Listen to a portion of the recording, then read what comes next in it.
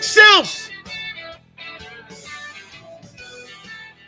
The start of week 4 of the National Football League. I love it. Love it. Lions and Packers. Pretty good game tonight. You know, it's going to tell us a little bit about both teams, right? I love it. I'm not really sure if the Lions are real yet. And I really don't know what to think of the Packers. I mean, we're getting into the month of the season now, and I'm still not sure who these two teams are, right? So this will tell us a little bit about both teams. Are the Lions really a playoff team? All right. Hey, by the way, Joe Theismann will be with us, a former NFL MVP, will be with us at 4:30 Eastern time. Hey, I want to start the show off, as we always do throughout the week, with our great friends with Hooters. My guy Tone will show you a code word throughout the program.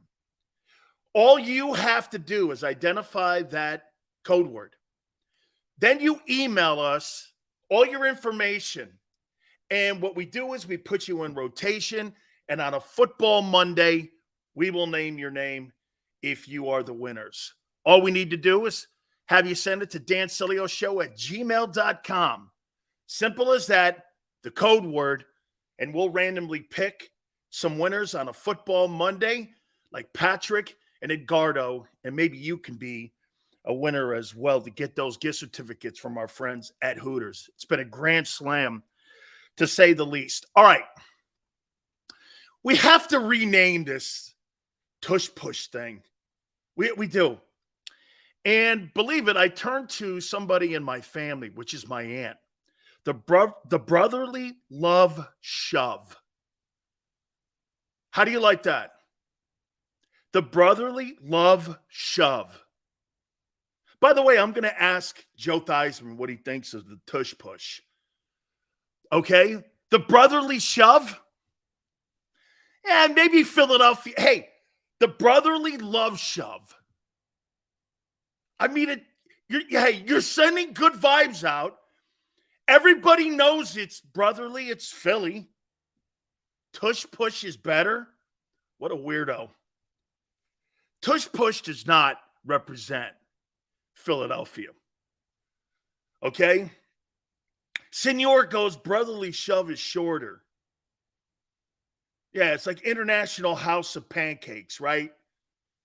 That's why you cut it down to IHOP. I got it. Okay? The bum scrum? No, because then I think of then I think of Mark Sanchez with bum scrum for some reason. I don't know. Mark Sanchez's name pops up. Okay? I mean, I don't know. The brotherly shove. Okay, I mean, brotherly love shove. I think Philadelphians probably don't like the word love. Hey, that's probably it, right? Right, Tone? You like brotherly shove, but love, I don't know if that's really a lot to do with Philly there, man. The brotherly shove is perfect. Tush push is cringy as hell. It sure is, man. Hey, Jason Cole said that's something that would be in the playbook with Kyle Shanahan. I didn't say that. Go back and look at the tape. Okay? Go back and look at the tape. I never said that, okay? That didn't come from me. I got to clarify some things here. So, like, James, I love you, our IT guy, Tone, and these guys. They are fabulous teasers. And what I mean by that, these guys put up sound bites, or Tone sends over a sound bite.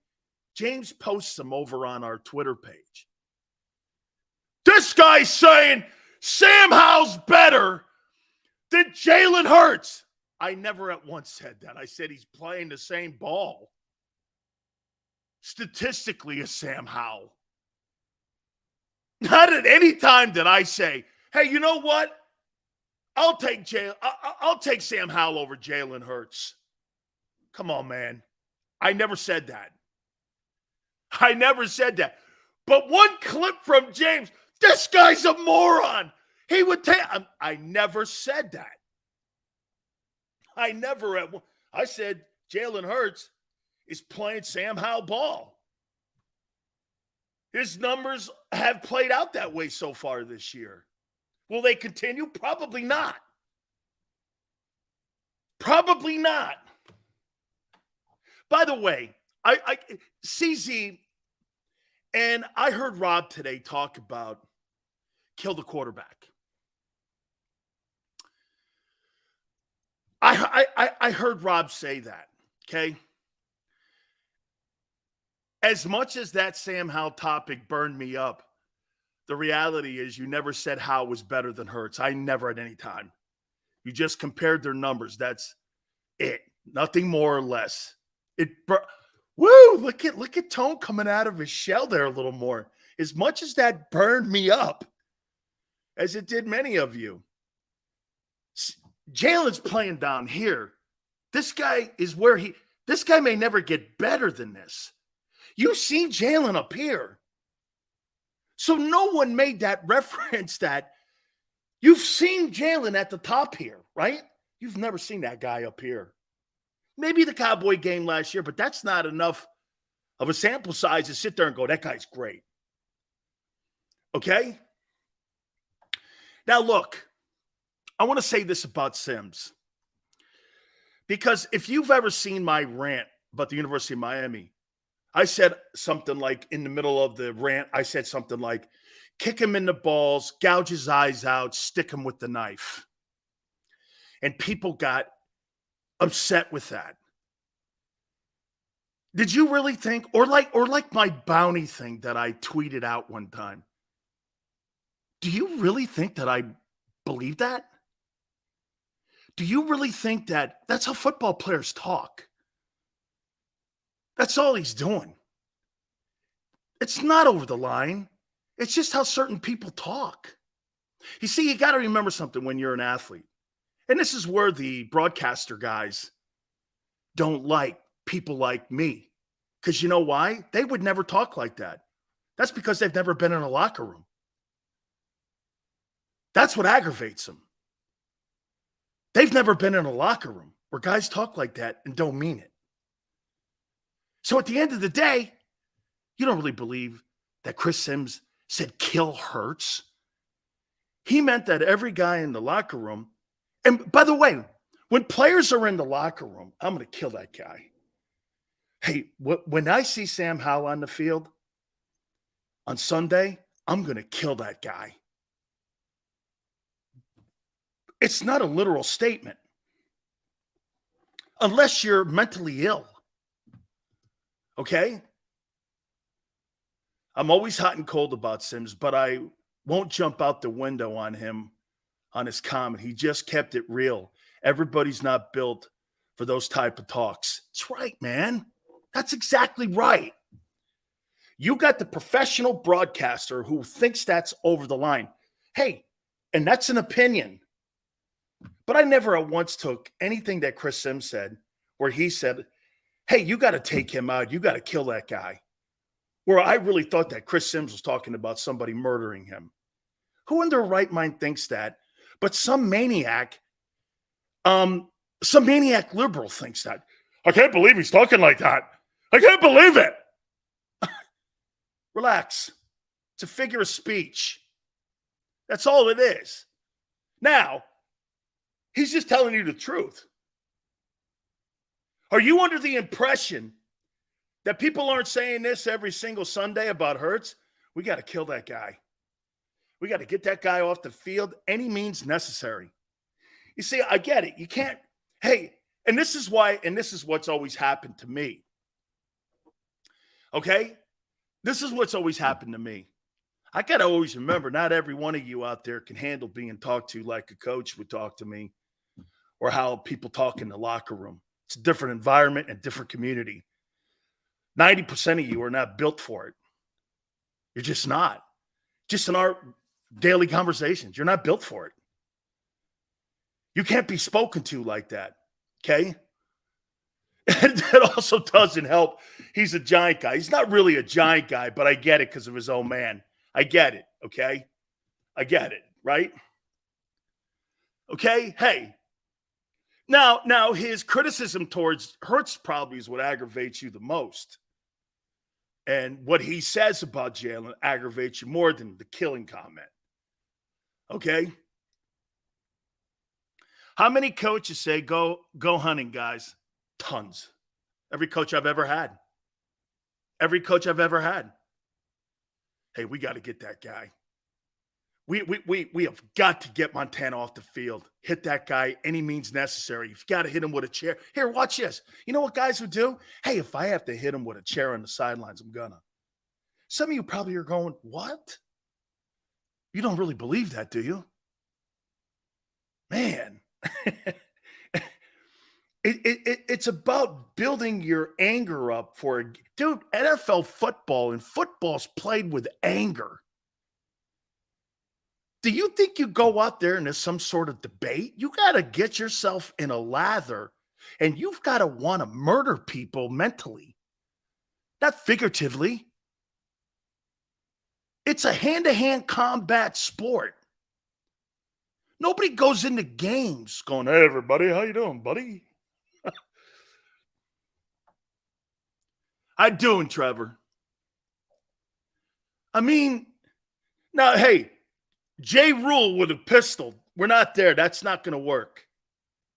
That ain't going to work. But don't take people's speeches as actualities here. Nobody's looking to murder anybody. It's just the way guys talk. Football people talk like that. Oh, I know. That's why they're cavemen. That's why they don't belong on the air.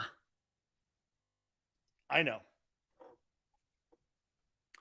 The problem with today's fan is we want to take the gladiator mentality out of the gladiator. But we want guys to play hard and give their all. We can't have it both ways. Football is not a gentleman's game. It's a caveman's game. You think gladiators go into the arena wanting to kiss their opponent? Queensberry rules. Congratulations to you. Let's have a fair fight. I don't want a fair fight.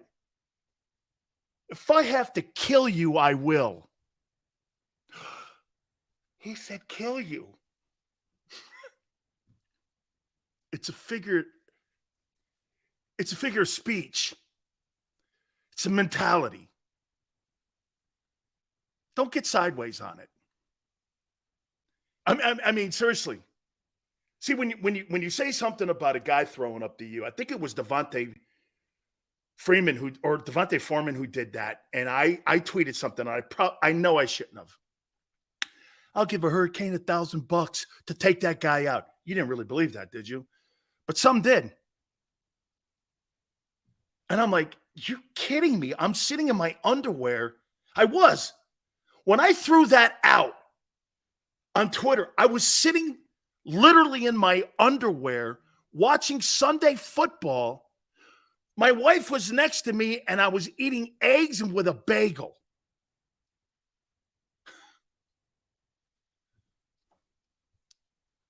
Awful visual? Probably so, JM. Okay. Hey, if anyone's eating right now, I apologize. Okay? Okay. Hey, by the way, I'm going to get into some topics here in a second here. Okay? We're going to get to the topics here. I'm done with that. I want to talk about Brock Purdy for a second. But the brotherly shove, you know what they're saying about it? It's not a football. It's not a football play. I can't think of more of a football play than the brotherly shove. Do you actually think a field goal is a football play? Do you think a field goal is a football play? I don't. That's not a football play. Okay? That is maybe the quintessential definition of a football play. Strength versus strength. Athleticism versus athleticism. Strategy versus strategy.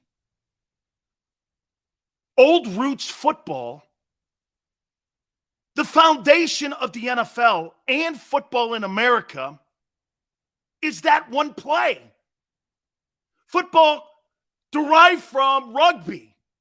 That is a historical play, if anything. That defines football, that play. The passing game doesn't define pro football. That Eagle play defines pro football. You can't have a more historical play than the brotherly shove. You can't. You cannot have more of a defining play that defines football than that play. Field goals, punting. Give me a break. I could do without all of those plays. That defines what football is. And you know what makes it even more troubling to others? Is that not everyone can do it. So there's a skill to it. You know, if everyone, here's when you know a play's illegal. When everyone's doing it and succeeding at it. I would say 80% of the teams or 85% of the people that try that don't succeed with it. The Eagles have a play that they're very successful at. You can't get any more of a play that defines what professional football is than what the Eagles do with that brotherly shove. Can't. See, I like this goes back to the previous comment. See, I like boxing and football because the stakes are higher. The passion and sacrifice required to succeed is enormous. You can't even quantify it. When I see someone that's willing to die for something, it just stokes my fire, Sills. That's right. When you're willing to put your ass on the line for something and you're willing to sacrifice bodies, parts, your limbs. I've had almost every part of my body broken. My jaw, my arms, both my knees, my feet, every finger's been broken. My back. I don't have a normal night's sleep. Okay? I don't sleep longer than 3 hours at one time. I'll do it again.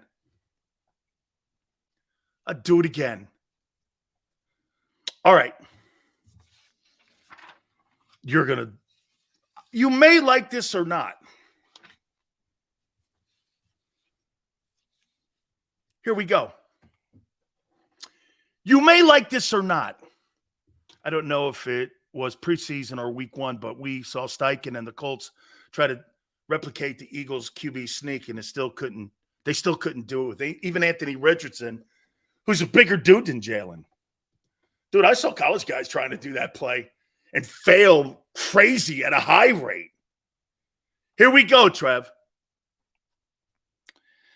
How many people believe that Brock Purdy is the real deal? Perfect fan base to talk to, because you guys think Jalen Hurts is the real deal after one great year.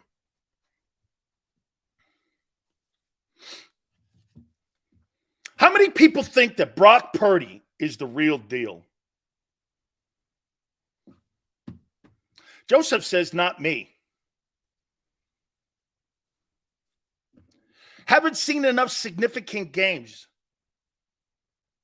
You didn't see the playoff game he won against the Cowboys? You guys lose to the Cowboys. He beat them in the playoffs. You didn't see that? I'll refresh your memory here in a minute. Need to see more. I don't.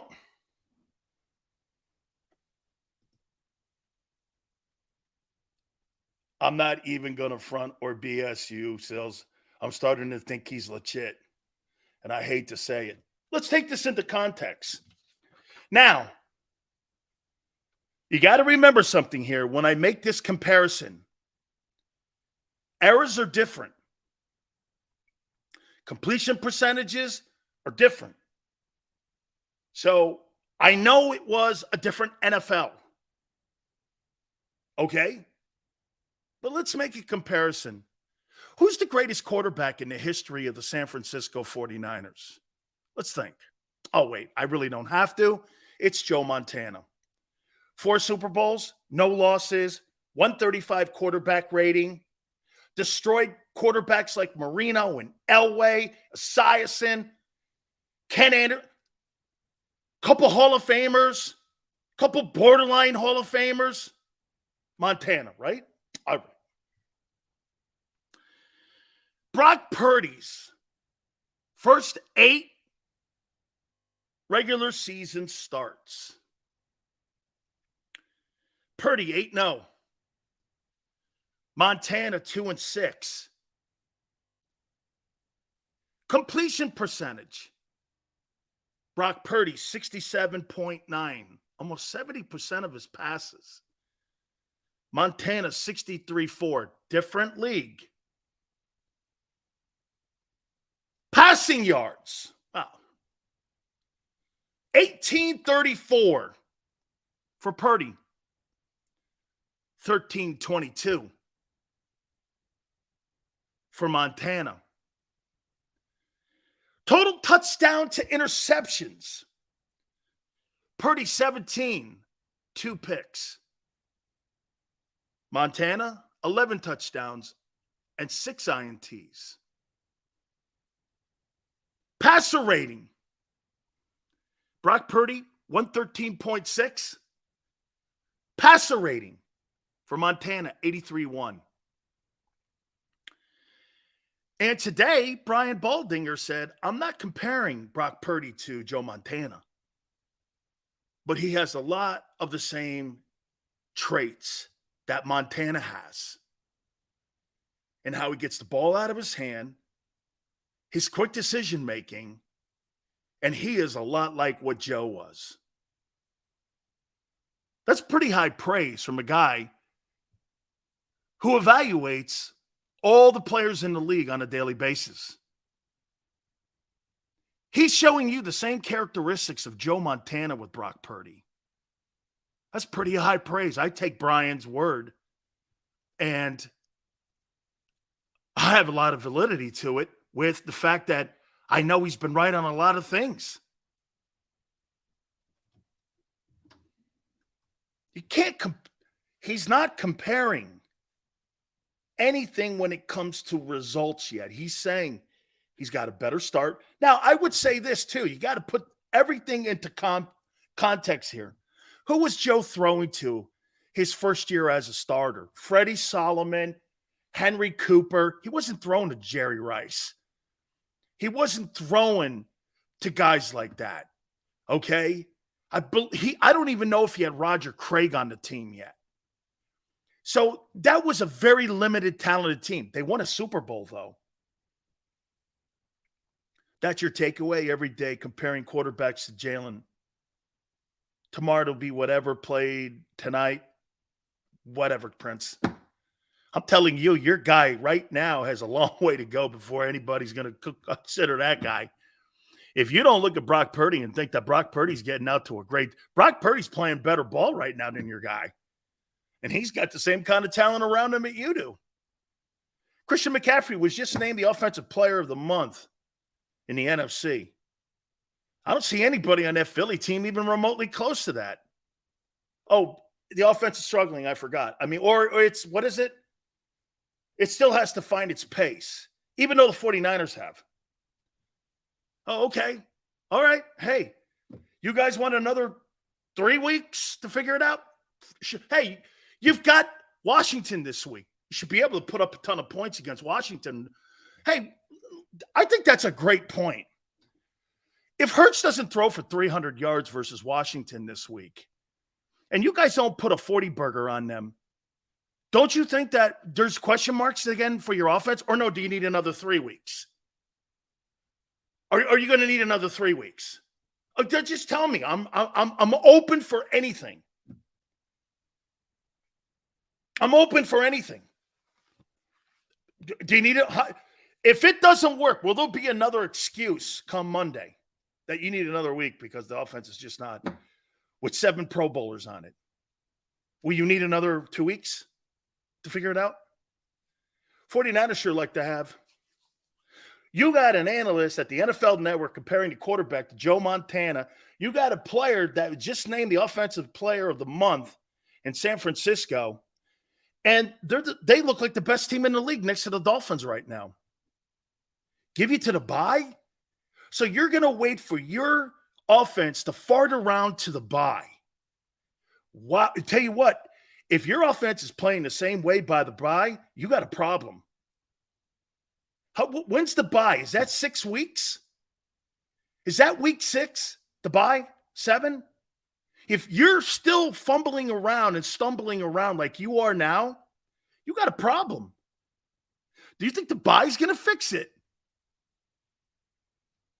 Dude, you're in the shitty end of your schedule right now. Here, and I'm just showing you here. Again, Brian Baldinger compared him to Montana. I didn't. Well, compared his traits to Montana. Okay? Hey, Washington beat Arizona. I think Arizona's a shit team too. They did beat the Cowboys.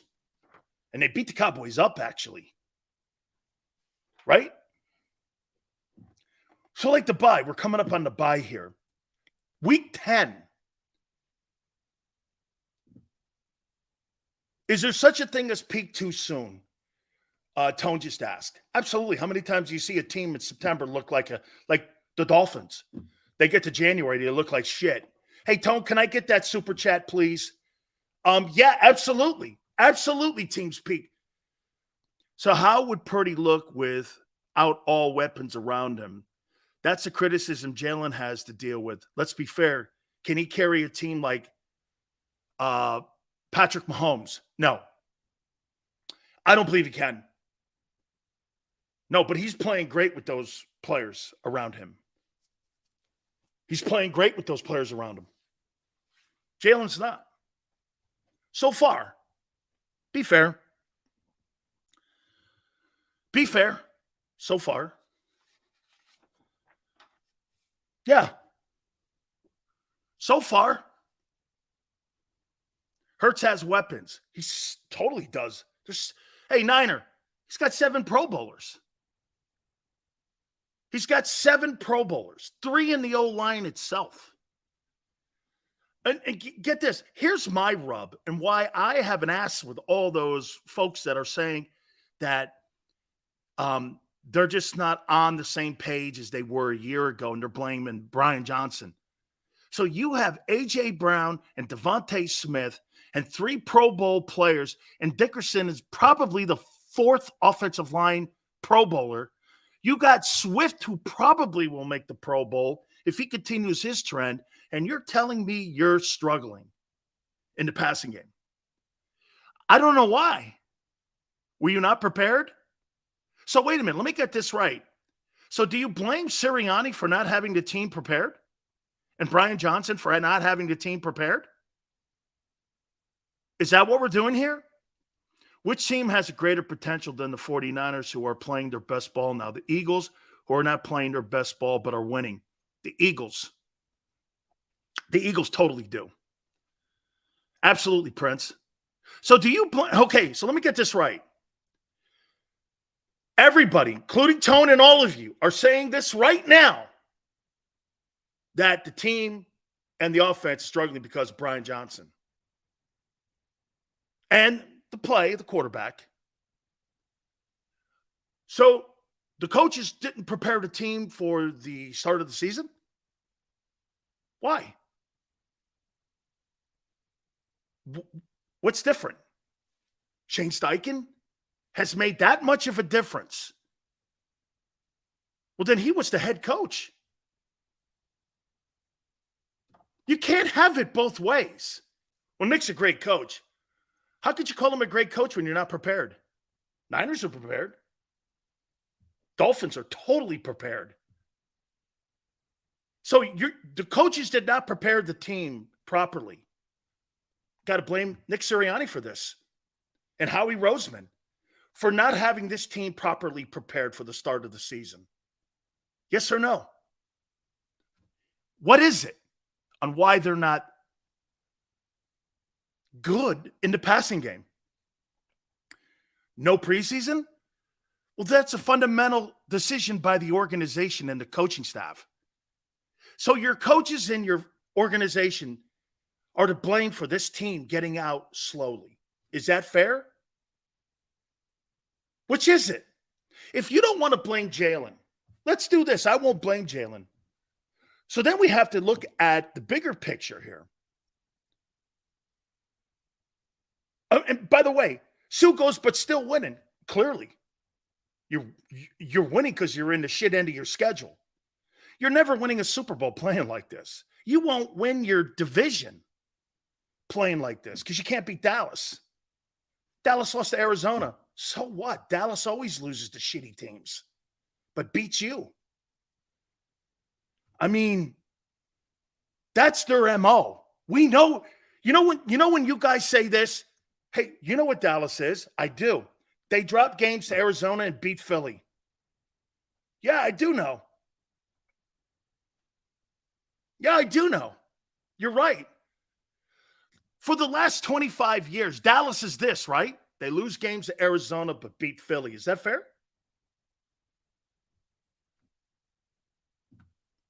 Yeah. That's nothing. And get this. How about split? Okay? Tone goes, here's my honest opinion. I'm disappointed in Sirianni and the offensive staff. Here's why. They still have not developed real answers to the blitz in the passing game. That's because their running backs are shitty pass protectors. Okay? That's clearly the problem here. They still have no developed real answers to the blitz. It's been 3 seasons and we're still seeing whack-ass bubble screens to wide receivers. I need to see the team develop counter punches to opponents. Where's the screen game, Tone? Guys, where's the screen game? I thought DeAndre Swift was going to be some sort of like Christian McCaffrey. They're not using him like Christian McCaffrey at all. Okay? At all. You don't believe in the screen game because the quarterback can't see the field and the screen game. That comes with time and development. Mahomes sucked with the screen game his first 2 years in Kansas City. It's not uncommon to quarterbacks. Dude, being a progressive reading quarterback takes time. It's a skill set. Reading defenses is not just an innate thing. It takes studying, like you're studying for the bar exam. You just don't pass the bar because you have talent. You pass the bar because you study. It takes no talent to pass the bar. It takes study habits. The kid has them. This was not going to be what you thought, and many people in Philly thought, where this was going to be an overnight success. This was going to have peaks and valleys. But you're not patient enough with it. Playing that position and left tackle and center and middle linebacker in the NFL is something that takes time. N'Kobe's going to, no, he's not. You guys think N'Kobe Dean comes back, that's going to be a plus. Yeah, plus maybe roster-wise. That kid hasn't played, but what, a half? And then you're going to be taking on these guys that know how to read defenses. Not Sam Howell. This was not going to be an overnight deal with Jalen Hurts. It was never going to be.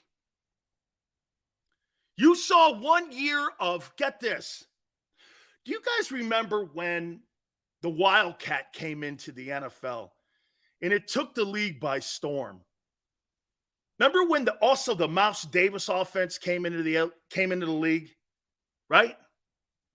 People didn't know how to defend it. Took everybody a year, and the Wildcat's a non-factor anymore.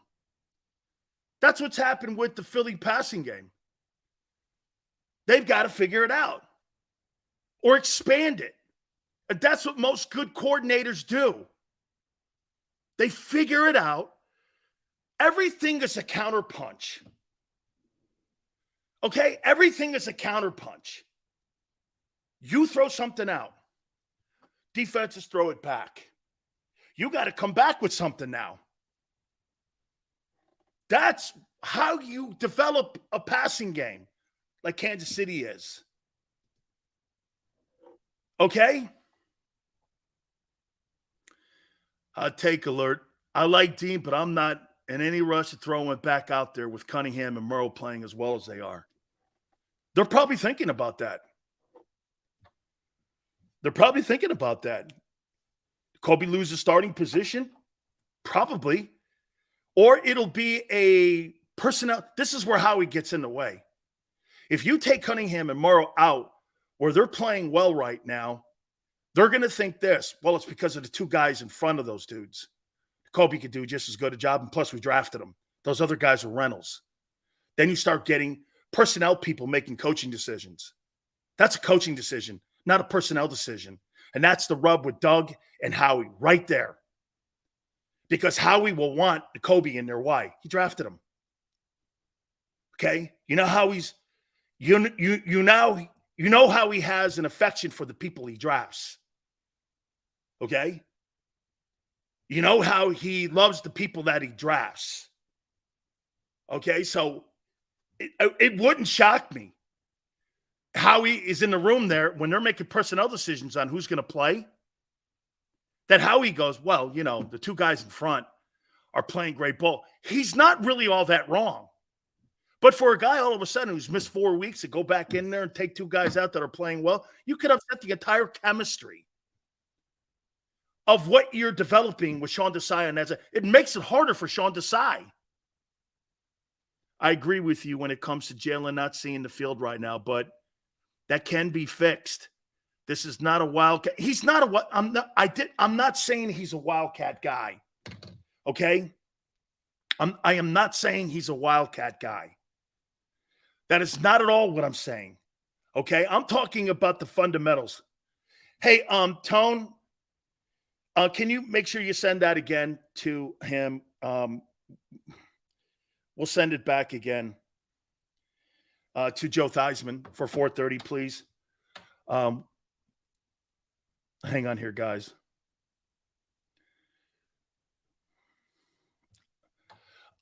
So this is a fundamental issue here. Again, when it comes to people getting into the way. Okay? Winning is a fundamental. I'm not sure what that means.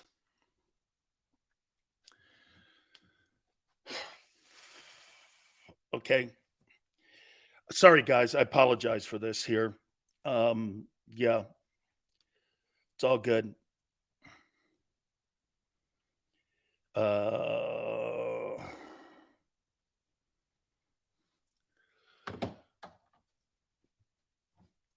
Yeah, I know. 4:30, Joe Theismann will join us. So I just texted you the email there. Thank you very much. Appreciate it. Yeah, so where they are right now, Jalen's still learning, man. Here's why potentially it could get better. He's going to get better at reading defenses. Okay? He is. He's going to get better. Philip. Look at Philip's comment there. By the way, I'm going to show you how to beat Philly, and I'm going to show you how to beat Washington. Okay? Here in a second. Look at what Philip just said. Philip, it's a great take. The Bucs blitz Hurts on 61% of the dropbacks. His passer rating was 40 versus blitzes and 126 when he got blitzed. He needs to play better versus blitzes. I also think that that's pass protection too, though. That's pass protection too. They're having problems with internal blitzing. And that's kind of going to get to my point here on how to beat Washington. And also, if I was Washington and Eric Bieniemy, how to beat Philly. I'm going to get to that here in a minute. They are struggling. I would say they're more struggling with the backs, though. Okay? I would say, Washington, you just start Sam Howell. Drew, Tyler Heineke beat you. Full strength. Don't talk like that. It's a divisional game and you're on a short work week. Isn't it crazy when you listen to that shit like that, when that guy goes like this, just start Sam Howell. You're on a short work week. You're playing a divisional opponent who beat you a year ago with lesser talent at full strength. Well, we had turnovers. That's a you problem, not a Washington problem. That's a you problem. Okay? That's totally a you problem. You're going to blame Washington for winning a game because you had turnovers? That's asinine.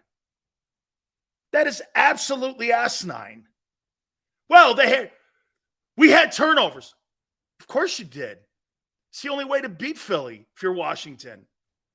How's that a Washington thing? Okay. Let's do this. I'm going to start first with how to beat Washington. Then I'm going to go, if I was Washington, how to beat Philadelphia. If I am the Eagles this week versus this team, internal pressure, young quarterbacks, pressure in their face, make them step up. You got to get outside pressure, keep them contained, and keep getting that internal pressure. It'll be a nightmare for them. And right now you're getting the push with Davis and Carter. Continue that.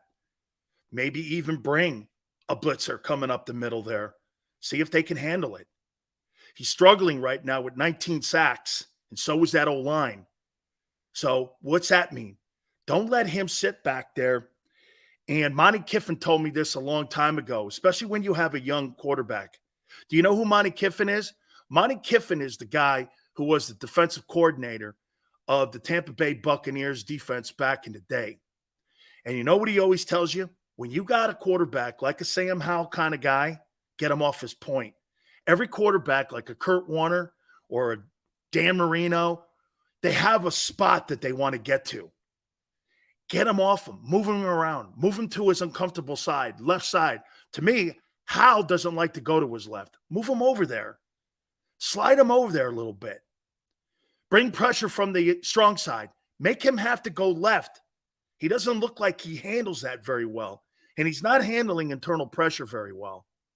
So for me, if those guys in the O-line for Washington, and I don't think they're going to be able to handle these two guys, if they get a push up the middle, I'll tell you what, Sam Howell, man, he may have a couple pick sixes. He may be sitting on the bench by the end of the game. If that pressure comes through, okay, you don't really need to be crazy in blitzing. Those two guys are playing great football, and he and Washington and the O-line are struggling right now. Quan goes, Howell's atrocious. Well, then the Jalen's atrocious because he's got the same stats. Okay? He's got the same stats, Quan. Same exact stats as Jalen Hurts. That was my point yesterday. Not that Howell's better than Jalen. He's playing Sam Howell ball. Carter will kill him. I don't. Thank you, Drew. I got it. Again with the stats? Yeah, because stats are trends. Absolutely. Players look at them. Players look at 10. Do you know what stats are for people that don't understand football, which many of you obviously don't? What do you think stats are for football players? They're tendencies. They're tendencies. That's what they become. They're tendencies. Okay? This is what they like to do. This is what they're good at. This is what they're weak at. This is what they like to do on 3rd and 4, minus 30-yard line. This is what they like to do on the plus 45, 2nd and 7. That's how you prepare for a game. It's through tendencies. Jalen's last 21 games don't matter. 3 games matter. They don't go back 21 games. They go back 3 games. And he's 25-11, or he's 26-11. Stop telling 75% of the story. He's 26-11. Jesus criminy. You make anything sound absurd. You're absurd. Absurd. And please, Commanders are ranked 22nd against the run. I'm going to get to that. So here, please, dear God, I got a prayer for the Eagle offense. Please get the ball to Dallas Goedert. Washington cannot defend him. They cannot defend him. They don't have the linebackers to defend him. Run that guy up the seam. I want to see 10 catches with him and 20 carries with DeAndre Swift. You blow that team out doing that. If Jalen throws the ball 35 times, you lose. If they throw the ball 25 times, run the ball 35, got it with 8 catches, you blow them out. You blow them out. You blow them out. You start doing other things and start getting 3 and outs, you'll be in trouble like you were last year against Washington. You have the tools to blow this team out. Get Dallas Goedert the ball. Dude, if you get Goddard the dang ball, Devontae Smith's going to be wide open, streaking down the middle of the field. And he'll be in single coverage. Get Goddard the ball. I can't be any more expressive to that. Jalen's not playing good football. He's playing Sam Howell football, playing good football. You're nuts when you say that, and you're lying.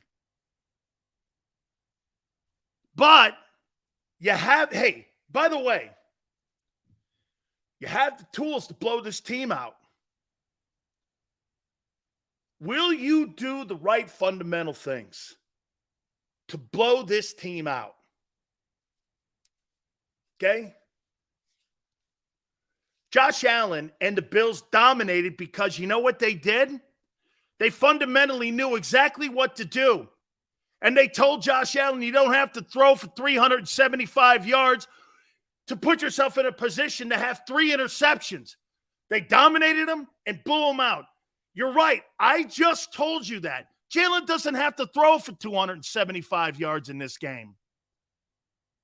But will they do that? Yet to be seen. Yet to be seen. We'll see. Okay? They need to get back to their recipe. Merrill Reese agrees with you. Hey, they need to get back to their recipe. How do we kill this team? Run it 38 times. I think the money's getting in the way of Hurts. There, I said it. I think the money's getting in the way of Jalen. And I'm not talking about a comfort zone. I'm talking about pressure. That he feels he's got to be the centerpiece because with more money comes more responsibility. I completely believe. Even Boomer Esiason said he's got to learn to play with the money. Boomer said, do you remember that off comment tone that Boomer said? Boomer had an off comment. I didn't really think about it. And Boomer goes, he's got to learn to play with it. And I realize it now. You know what that comment means? Dog, if it's 154 yards I throw for, or if I have to throw for 275 yards, doesn't matter. Because when you guys keep that saying 3-0, okay? When you add that cash to it, yeah, I believe he surely does. Look, I'm not saying Jalen's going, hey, I got my money now, and I'm going to go to the beach and to Cabo, and then, I'm all good, and, F it. And, that's not where I'm at with that. That's not what I'm saying. If Jalen Hurts throws for 154 yards, do you think he's happy with that or okay with it? And he's even addressing it now. Since when is winning become a bad thing? No one said being 3-0 is a bad thing, Jalen. Only you said it. See, he got defensive there. Well, Jalen, your offense is not really playing well, and you're kind of struggling in the passing game. Jalen was the one that offered up, hey, since when did winning become a bad thing? No one said it was, Jalen. You brought it up. You kind of exposed yourself a little bit there. No one brought it up that 3-0 is bad. I doubt anybody in Philadelphia asked the question, Jalen, do you think 3-0 is bad? Jalen brought that up or added it. That's pressure. That's pressure. No one asked him about 3-0.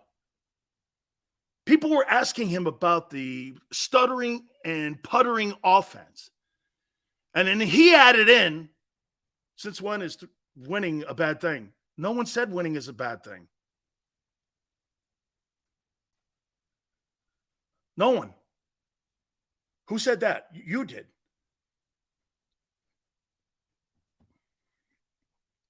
Goddard. Goddard is the key to the blowout.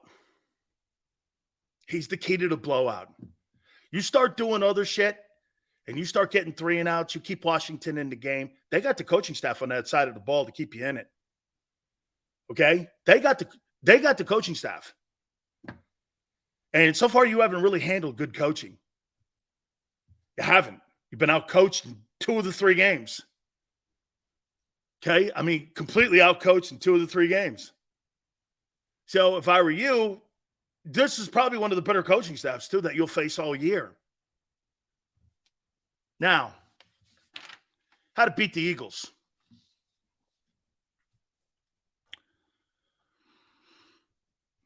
We showed you how to beat Washington. Here's how to beat the Philadelphia Eagles. There is no question.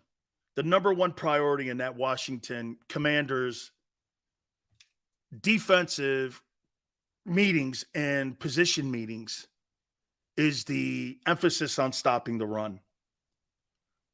They have to stop the run. If they can't stop the run, everything else it's irrelevant. They have to stop the run. They cannot have 5 yards of carry. 5 yards of carry, you know what it leads to?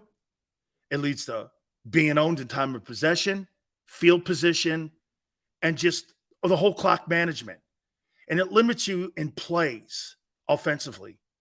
It limits you in series. If you look at the one thing that really has happened for the Eagle defense the last couple games, look how limited amount of plays that Eagle defense is allowing to the opposing teams. It's exceptional, actually. When you're holding teams in the 50s to 50 plays, you're killing a team. It's not really indicative of what the score is when you're doing shit like that. If I'm running 79 plays and you're running 50, you have no chance to win that game unless you have massive turnovers. There's not a chance in hell you're winning that game. When you're 2-1 in plays, that means you're 2-1 in field position, time of possession, And if you're not turning the ball over, you might as well have your hand tied behind your back. And in the other hand, a white flag. Because there's nothing you can do about it. There's nothing you can do about it. But if you're sputtering with 3 and outs, and going into that game last week, you were third in the NFL in 3 and outs, that's why you're allowing teams to stay in ball games.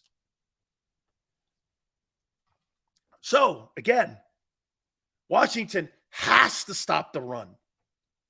It's imperative that they stop the run. I think that's the tough sled for them. There is no question. The strength of the Philadelphia Eagles is not the quarterback right now. It's the O-line. You got to dominate them at the point of attack. You've got to do everything that you feasibly can if you are Washington to not be dominated by that Eagle O-line. They've got good players in there. Okay? They've got some good players, and they shut you down last year. They could do it again. Okay? They can do it again. Washington has to attack the middle of the field in the passing game. They have to. Hey, look, as good as they played last week against Baker Mayfield, okay, quite frankly, I'm still not sold on that linebacking core, and I'll never be. I think it's okay. Okay? It's okay. It's not great. That's not a great defense. If you want to loosen up the fans, do the show, whatever. Philly, thank you. Thank you for the money. I'm still not sold, so if I were them and Eric Bieniemy, I would attack the middle of the field. 9-minute drives means you own. Okay, I just said that. Let the defense focus on Jalen Hurts. Others shine defensive plays. What I would do is I would make Jalen Hurts beat me in the passing game. I don't think he can. Because he hasn't won a game yet this year. Now, that's not saying he can't. But if the passing game, as you guys say, this is the perfect game for him to get the passing game going. If you don't get your passing game going against that football team that's given up 19 sacks, and Sam Howell has 340 yards on Monday, I'm killing that guy on the air. Fair enough?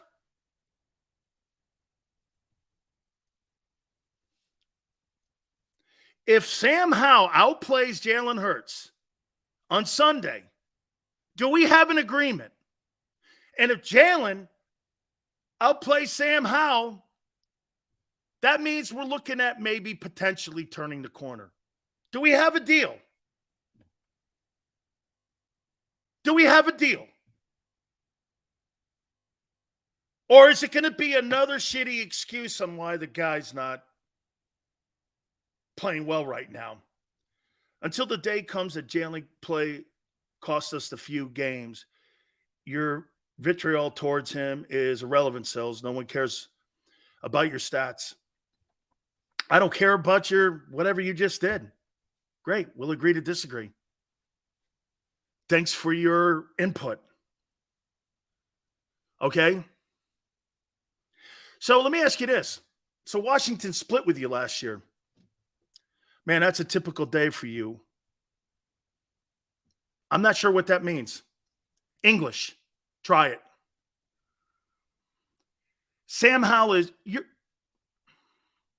okay. You have a chance to really turn the corner here against Washington. Okay? I can't wait till Sunday. I don't think this is going to be as easy as you think on a short work week with a division opponent that beat you last year at full strength with a better roster. You guys think it will be. I don't. I think you win. But it'll be like the rest of your ball games so far. Close. Okay? Close. Okay? Yeah. And wait a minute. You better be 4-0. It's Washington. Ron Rivera's on the hot seat. We're going to talk to Joe Theismann at 4:30. We'll get his sense of what he thinks about Washington. Players dropping passes, running wrong routes. Of course, blame it on everyone else except the quarterback who makes $50 million. Prime example of somebody always looking for off-ramps for people that are held accountable. When you're the quarterback of an NFL football team making $50 million, it's on you. Fairly or unfairly. It was on Wentz. What up, man? 31-12 Eagles win. Hurts 580 yards. There you go, baby. 580 yards would be the most yards he has total all year long. Be great. He'd double his output. Yeah. He'll double his output. Hey, Joe Theismann will join us at 4:30. I'm going to ask him about the brotherly push. That's what I'm going to ask him. Does he think it's a football play? Former NFL MVP of the league. Okay? Hey, don't forget, folks, the 40th anniversary of our good friends at Hooters.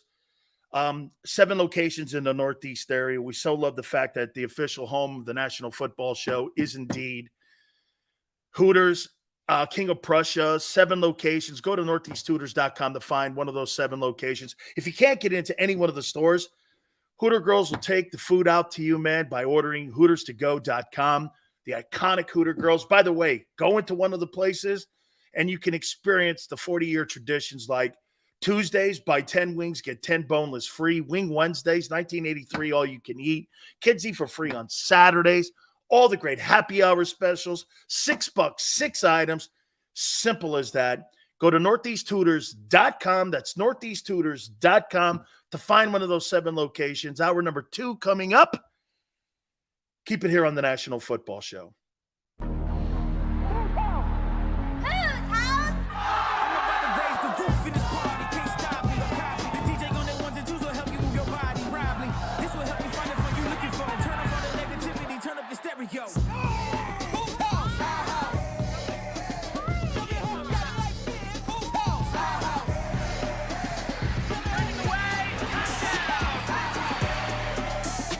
Football and Hooters, the perfect pair.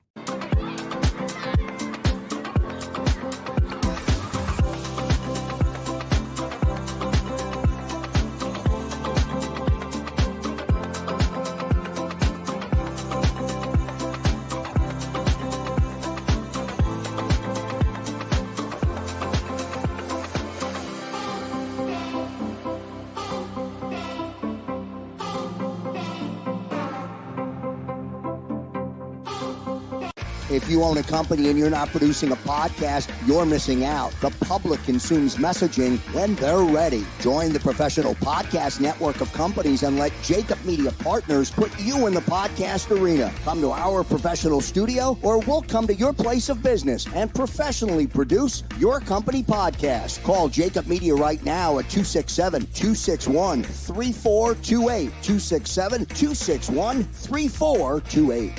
Heading down the shore, have a ball once more. Here, imaginations run wild and time stands still. Because here, you can find the best of the Jersey Shore, all on one 5-mile island.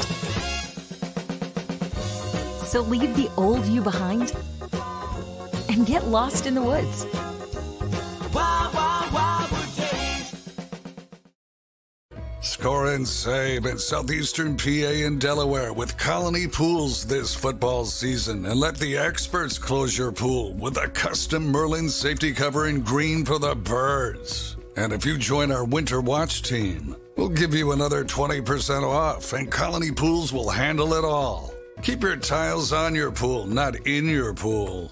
Fly with Colony right now, birds fans. Visit flywithcolony.com.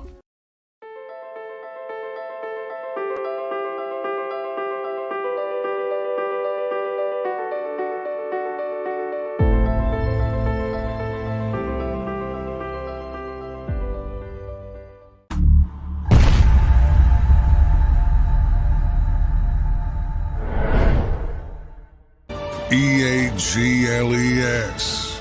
Eagles.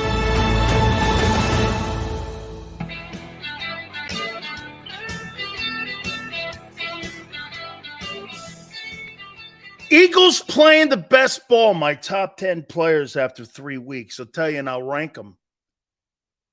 I'll rank them for you here in a minute. By the way, Joe Theismann will join us at 4:30. This conversation that people are having because New England's playing the Dallas Cowboys about Micah Parsons being the Lawrence Taylor of today. You know, at first, it bugs me. But then you start putting some things into proper context for Micah's comment. And who better to have that conversation with than Joe Theismann himself? Lawrence Taylor destroyed him.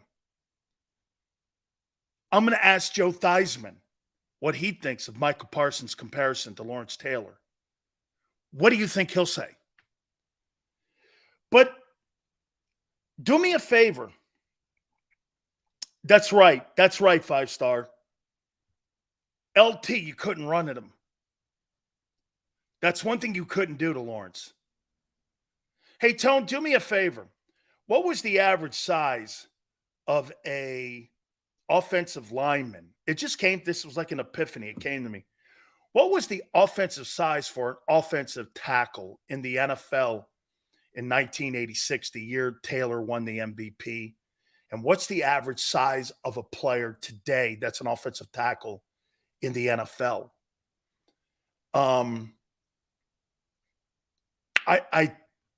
I think there's some context to that. Okay? I mean, what's the average size OT, and most notably left offensive tackle, that Lawrence Taylor played in 1986 compared to what they are today? So the 80s, the average offensive lineman was 6'4", 272. 6'4", 272. Just to show you that, you know, why Jerome and I were a little bit ahead of our time in college. We were 300-pound defensive tackles. And we were 30 pounds heavier than most of the people we played against. What's the average size of today's guys? 272 Lawrence Taylor played against. 272? Dude, that's a little dude compared to the guys today. The guys today have to be at least 315, 6'5" and a half, I would think. So you're talking potentially an additional 32 pounds bigger guys that Micah Parsons is playing against today. The running backs are bigger. The linemen are bigger. I mean, I think you have to put it into proper context where, now look, Lawrence Taylor played and he was dynamic in that generation. Today, the average height of an NFL offensive lineman is 6'5" almost. The average weight of an NFL offensive lineman, like I said, it's about 315. That's quite a difference. Bills beat Washington last week by running the ball and getting pressure, 168 yards, 9 sacks, and only 218. If they can't stop James Cook, how can they stop Swift? That's the remedy I just told you. So, is Micah Parsons physically in the same category as Lawrence Taylor? Probably. Okay? And I would say this, and you get this, it's a good point too. Okay? Back then, offensive linemen were fat slobs. They were fat slobs. Look at Jordan Mailata. Jordan Mailata right now, okay? Sorry, guys. I don't know what's going on here with Joe. I'm just going to tell Joe to log on anytime you want. How about let's do 4:15 here. Let's get 4:15. I told them 4:30. I apologize, everyone. So I apologize.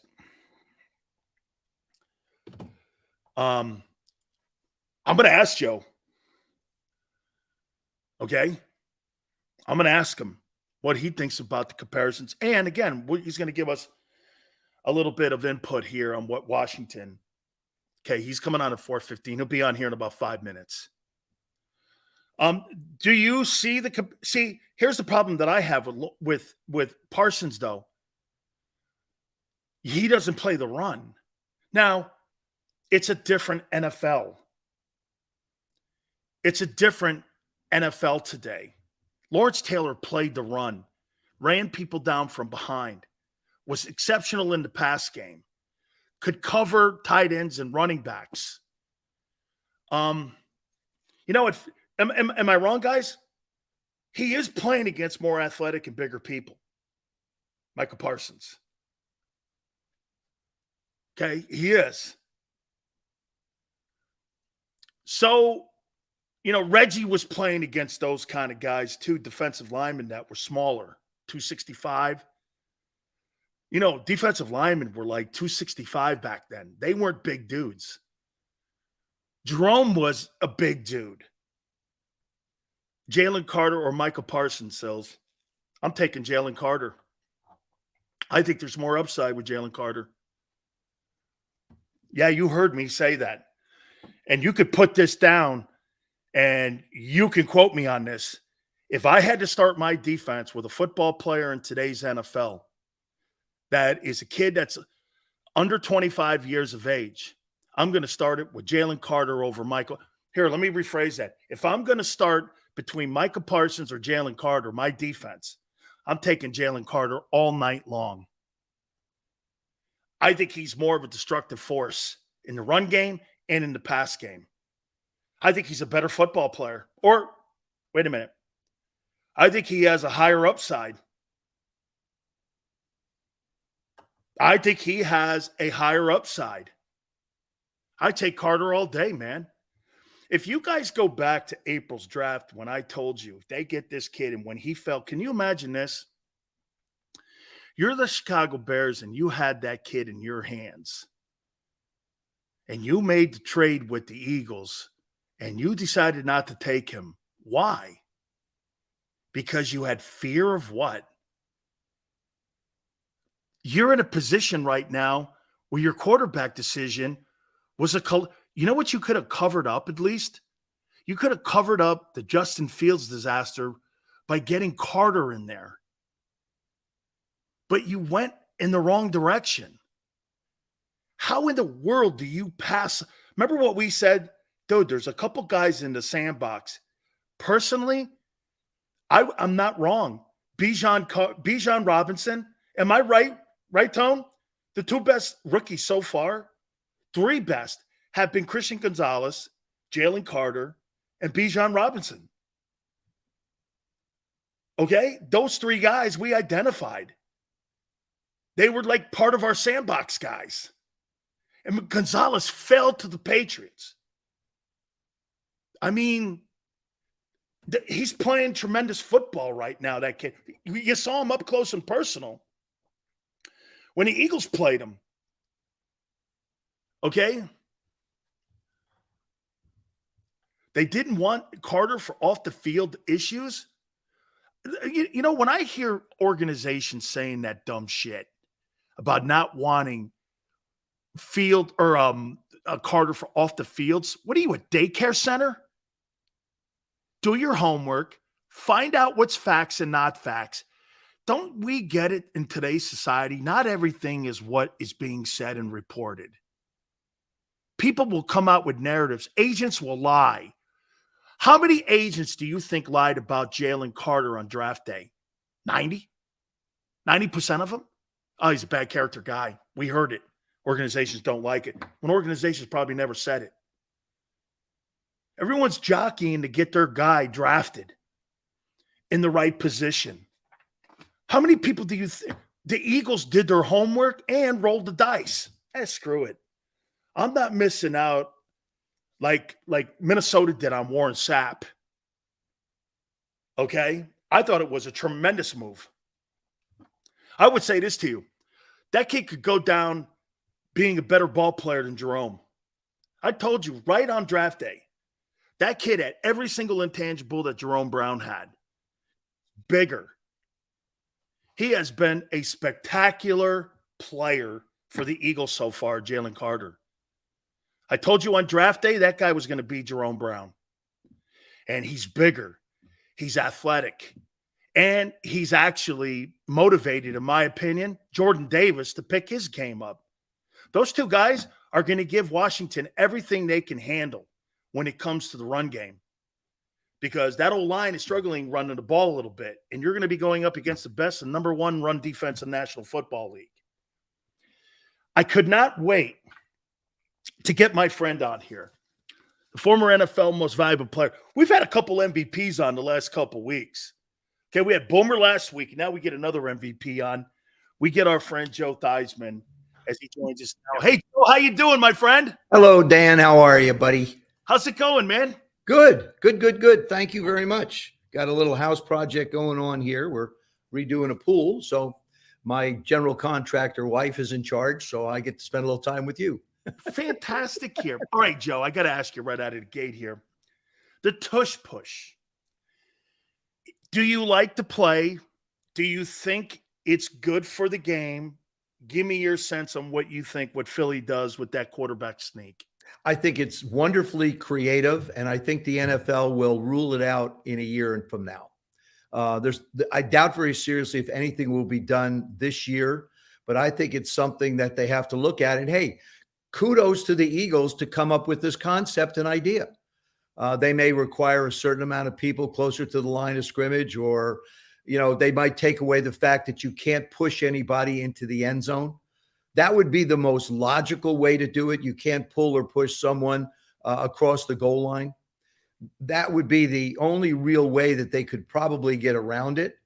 But the fact of the matter is, kudos to the Eagles for coming up with a concept and an idea that is unique and very, very productive. And Joe, I've seen other teams and even colleges try to replicate it, and they can't. No. And is that a skill set that the quarterback has to know? When you're doing a play like that, besides physical attributes, has to come down to, look, they got a Hall of Fame center in Jason Kelce too. We're talking about one of the elite guys in the game as well. And you're talking about one of the most powerful quarterbacks in the game. So all those things probably play a factor. They do. But one of the hardest jobs for a center, and you're right, true Hall of Famer, one of the hardest jobs is to, with people over your nose and so close, to be able to get the ball to the quarterback and bring it all the way up to his hands so that you have a secure exchange.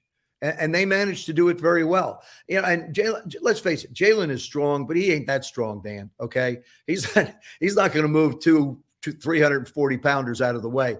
It's the push behind him. All they need to do is get an initial surge, and then he's going to fall forward if he needs to. Remember, they don't use it over a yard, maybe a half yard. That's about it. Like I said, I think it's wonderfully creative. Think with me back here over the years. The shotgun the Cowboys used, the West Coast offense of the 49ers, the 46 defense of the Bears, the two tight end offense that we had in Washington. They were all innovations in the game that sort of changed the game for a period of time. I don't know if anybody's going to come up with a solution how to defend this, because you're talking big bodies on big bodies. I think the only way that it's going to change is if the league steps in and makes a change next year. Kind of like the leverage play and the field goal play, where you can't get on a guy. Exactly. To block. Maybe, like you said, right, Joe, you can't push a guy from behind like a rugby scrum. So they'll probably put a nuance in that and how they're going to look at that. What is so interesting to me, Dan, is they have a rule that says you can't push a guy from behind on a field goal or an extra point. Right. But yeah, you can push somebody into the end zone. That's probably why people have a problem with the play right now, is because, like you say, in special teams, there is that rule. It's a contradiction. I mean, it basically is a contradiction. And I think that, like I said, kudos to the Eagles for coming up with the concept and the idea. And you have the people to execute it. You got big people and you got Jalen in the middle to get it done. There is one thing when we're talking about rules right now. This has bothered me ever since last Sunday, and I'm excited to share this with you. Why wouldn't the NFL allow every play to be challenged instead of this menu that they present? Because I'm thinking of the Indianapolis-Baltimore Colt game where I believe Gardner Minshew stepped out of bounds, dropping back, stepped out of the end zone. And the holding play, too, in the play. But forget the holding play. The holding play doesn't – he stepped out of the end zone. Now, I guess that's not challengeable, which to me, if you're going to use the challenges, why not allow it? You're only giving them 2. So if they use 1, they only have 1 left. Or if they get it right, they keep it. But the bottom line to me is why, oh, why would you just limit plays when you have plays like this that make a difference in the game? I don't understand. And I know there's been coaches that have been pounding the table on this. Hey, look, if we're going to have challenges, let us challenge everything. Absolutely here. Joe, we're froze here a little bit. Maybe we can reconnect here too. There you go. I got you. The 2-1 Washington Commanders. Tell me who they are, Joe. I don't know. Who are they? I don't know. I don't think they quite know yet. This will be a telltale sign this week. Buffalo came in and just, beat the living daylights out of them. The young quarterback made mistakes. And, it's a darned if you do and darned if you don't situation, Dan. You want him to get the experience, but you don't want to get him beat up. More so mentally than physically. I think Sam's a tough guy. He can handle a lot. Can't handle 19 sacks in 3 games. So you're averaging a little over 6 a game. That's not going to last very long. But I think they haven't quite established what their identity is. Certainly, they've got 2 good running backs. Antonio Gibson can't keep putting the ball on the ground. I mean, that's the bottom line. You just can't give the ball away in our business. Statistics are resoundingly loud when it says if you give the ball away X amount of times, your chances to win are minimal. I don't know. People asked me about Sam originally too, which goes along with your question. Is what do you think about Sam Howell? I don't know. Give me a month. Give me 6 weeks to be able to watch him play so that we can figure out who he is. I think that this is a big game for him because this is the first time he's really dealt with adversity. You win the opener against Arizona. You come back against Denver. Now, all of a sudden, you get beat up physically and probably mentally against Buffalo. What are you going to do now against an extremely good Eagle team that, by the way, Washington beat a year ago when they were a very good Eagle team? And the Eagles haven't played their best football. I think everybody's acknowledged that. Absolutely, especially on offense, too, in the passing game here. Joe, maybe the most disappointing thing, I get the wobbling of the offense a little bit when you're breaking in a new quarterback, but there's so much assets and equity built into the Washington defense. And for it to get kind of pushed back on its heels a little bit, again, if I was Ron Rivera and I was Jack Del Rio, I would be a little bit concerned with that because we've put a lot of equity over on that side of the ball. Have you been surprised with the way they got pushed around by Buffalo? Yeah, I have, but it's one game. I mean, I look at it as one game. And again, I've believed this time and time and time again. I've basically said that the first 3 games, 2 to 3 games of the regular season are glorified preseason games.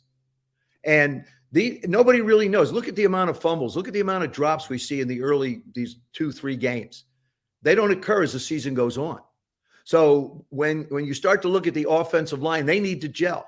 Washington's offensive line needs to play better. I don't know. I was trying to think, when's the last time they drafted an offensive lineman? One. It's all been defensive linemen or wide receivers. But what about the context of the game? Absolutely. Joe, you bring something up, and I've been kind of critical of Jalen when you have all those kind of talented people on the offensive side. You've got Pro Bowlers. There's 7 of them on that side. And you've got 2 Pro Bowl wide receivers and 2,000-yard wide receivers. Joe, how much does losing a coordinator like a Shane Steichen and having a new guy go in, you're running the same system. What's the nuanced difference when you get one guy versus another, even though it's the same playbook? You're running the same system, but the personality of the offense is different.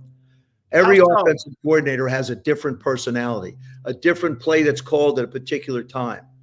And so from my perspective, it changes it dramatically. I think when you bring in new coordinators, it changes everything. It doesn't matter if the book is the same. Are they going to call it? When are they going to call it? How are they going to call it? It all matters that way.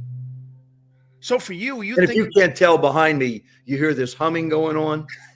The guys are doing the grass, and I asked them, please don't cut the grass outside my office until I'm finished talking to Dan, because he's such a wonderful guy. So I apologize for the hum behind. You don't have to worry, because I'm distracted by the footballs and the Lombardi Trophy in the back. So yeah, hey, you don't. I don't really hear anything except you talking, and I have a few toys. That Lombardi Trophy. I have a few toys back here. Yeah, I guess you could say. Mementos, Dan. Mementos. So Joe, you think it's situational play calling then that becomes a factor when you have a new coordinator? Absolutely. Absolutely. Familiarity between the coordinator or the play caller and the quarterback are essential. See, I call it the whys and the whats when it comes to the offense. You know what you want to do, okay? So you know what the coordinator called, but you have to understand why he called it, okay? If we have the ball on the 35-yard line and it's 3rd down and 4, and he wants me to take a shot, or let's say it's 3rd down and 2. He wants me to take a shot, or he calls a play where I have a shot built in. I sort of have an idea that we're going to go for it on 4th down. So the two minds need to be in sync when it comes to figuring out exactly how you want the why to match with the what. Boomer said this last week about these high-priced guys when it comes to these salaries, and he said something that I kind of didn't take as like a big statement when we were talking about $50 million quarterbacks. He said, Hurts and some of these other guys have to learn to play with the money. And I didn't understand what that meant until you're starting to watch Jalen slide pre-hit. You're starting to see him get down more, because obviously he's probably thinking, I'm so essential to this team's success. Joe, when you make that kind of money and you're the highest paid guy on the team, it's more about responsibility, isn't it? About Absolutely. You having to be the centerpiece. And do you really, is that a thing you do have to learn how to do, is play with the money and the responsibility? Dan, take the money out of it. Take the money out of it. The responsibility, and this is something I try and share with young quarterbacks. Your job is to be able to play and practice every day. Your job is to be on the field, not standing watching. The marketplace is giving people a lot of money. You know why these guys are making so much money, Dan? Because we don't have enough quarterbacks in this league where somebody says, if I don't pay you, where am I going to go? Where do the Dallas Cowboys go? Where do the Eagles go? Where do these teams go if in the event that the guy who is there, and you have to pay him a certain amount of money because that's what the market is bearing, where do you go to get someone else to play that position? So it's all about supply and demand. And right now the demand is very great for quarterbacks who can play at a high level. But you take the money out of it, the economics. These are smart young quarterbacks. Think back. Remember Marvin Harrison when he ran an in route in Indianapolis? He didn't take a hit. He went to the ground. He wasn't going to fight for some extra yards and have somebody strip the ball and get himself beat up by 4 or 5, a corner and a safety and a linebacker. Smart football. That's the thing that you have to teach, smart football. Let's go back a couple weeks and I think Josh Allen has a wealth of talent. But the 2 interceptions he threw inside the game looked like Hail Marys inside the game. Why? And I think the one thing that Josh has to learn to do is not try and challenge people running the football. It will catch up with him. Go out of bounds. Slide. You're so talented. Why not continue to get up every play and get under center or in the gun and execute the plays? Why put yourself in harm's way? I'm watching Bryce Young run out of bounds. He's slowing down to the sidelines. You better not, young man. You better run hard through the sidelines, because you know what's going to happen? Somebody's going to get a 15-yard penalty, and you're going to wind up losing a lot of time because they don't care about taking shots at you. Oh, I'd be telling them, hey, better check your Skittles. That's it. Yeah. I mean, I see a guy tiptoeing on that sideline. Yeah, but I think the way Jalen plays it is smart, talented football. I mean, that's a young man who's playing with his head. as well as his arms and his legs. I mean, he is really, as I watch the position, a true package. Patrick does the same thing in Kansas City. Patrick, if it's 3rd and 4 and it looks and he's headed out of bounds, he'll lose a yard. You know why? Because he knows he can get back for the next series if he doesn't get killed. Joe, I couldn't wait to ask you this one. The impact of Josh Harris has been what on the Commanders so far? I think it's been extremely positive. The fans are crazy. I mean, the first game against Arizona was sold out for the first time in 18 years. The game against Buffalo on a miserable day was sold out. Now they're on the road. I think they got Chicago coming up after this. So this is a football team that's still finding itself. I think ownership is still trying to understand all the pieces. But the momentum that Josh has created in the city has been extremely positive. Here's another one, too, I couldn't wait to ask you. This comparison with Lawrence Taylor and Micah Parsons, to me, is asinine. I saw the Arizona Cardinals run at him and over. I remember this, Joe, between you and Jaworski and in the NFC East, that guy, even in losses to you guys, he never played poorly. I mean, I never saw him dominated, but I've seen this kid dominated. Am I off base? Do you think there's a comparison to him? Well, I think, first of all, I think he's the best defensive player in football. I think Micah is someone still learning how to play the position. Right now, he's using pure speed. His speed, his athleticism, his power. He's just trying to overpower people, run around people. As he develops a skill set, he's even going to be more scary. And I do think it's premature to say, well, this is Lawrence Taylor. I've said it. I said he has the characteristics and game-wrecking abilities that Lawrence Taylor had, but you've got to do it for more than a year. You've got to do it for 2, 3, 4 years. And you need that complement on the other side of you. So to me, I think it's a fair comparison if you want to do it. Physically, I think it's fair right? to start talking about it, but he's not Lawrence Taylor. Physically, right? You see maybe the comparisons. Yeah, the speed. But the speed's phenomenal. But there was just something about him. Plus, Lawrence was in a 34. They play kind of he's more of an end. So even the comparison's a little bit off because nobody saw, right, Joe? I mean, even your fabulous coach, Joe Gibbs, and even Bill Walsh said, all of a sudden, they come up with this scheme where they're rushing a 34 linebacker off the edge. Yep. People didn't see that back then. And all of a sudden, it was new. You realize you thought you could put a back on them, and it took teams, right? A little bit. Look at you laughing. Yeah. Took teams a little tried. bit. Hey, Dan, we tried. That didn't work out very well for me or them. All right. Tagovailoa's play so far. How impressed have you been? Yeah, phenomenal. First of all, I'm so glad he's healthy enough to do what he was doing. We forget the kind of year he had as he was learning last year. And now, it's like, are we watching the Miami Olympic team, the 4x100, or are we watching a football game? It is absolutely the fastest team on football. I love the creativity on the offensive side of the ball.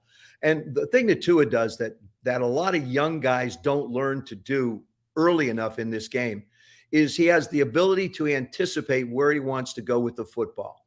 He understands this offense, and he understands where he needs to get the ball to.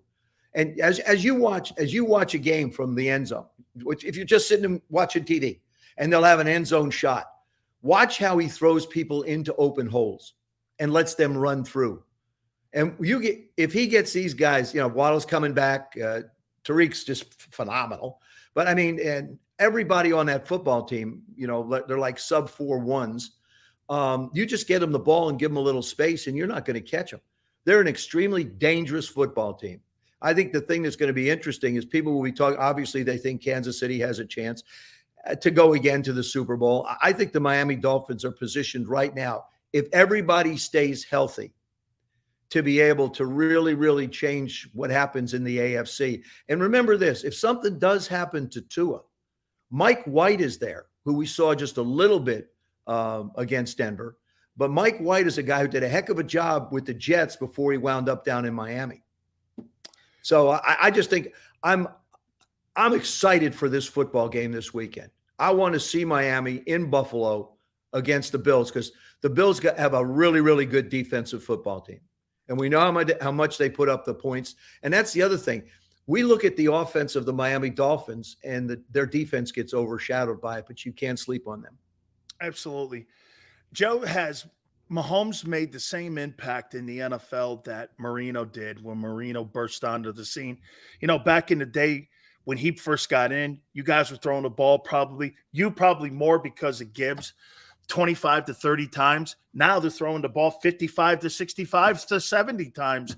They'll have 700, 800 attempts in today's game. I mean, double what you did maybe in a respected year. Has he had that same kind of impact, you think, on the NFL?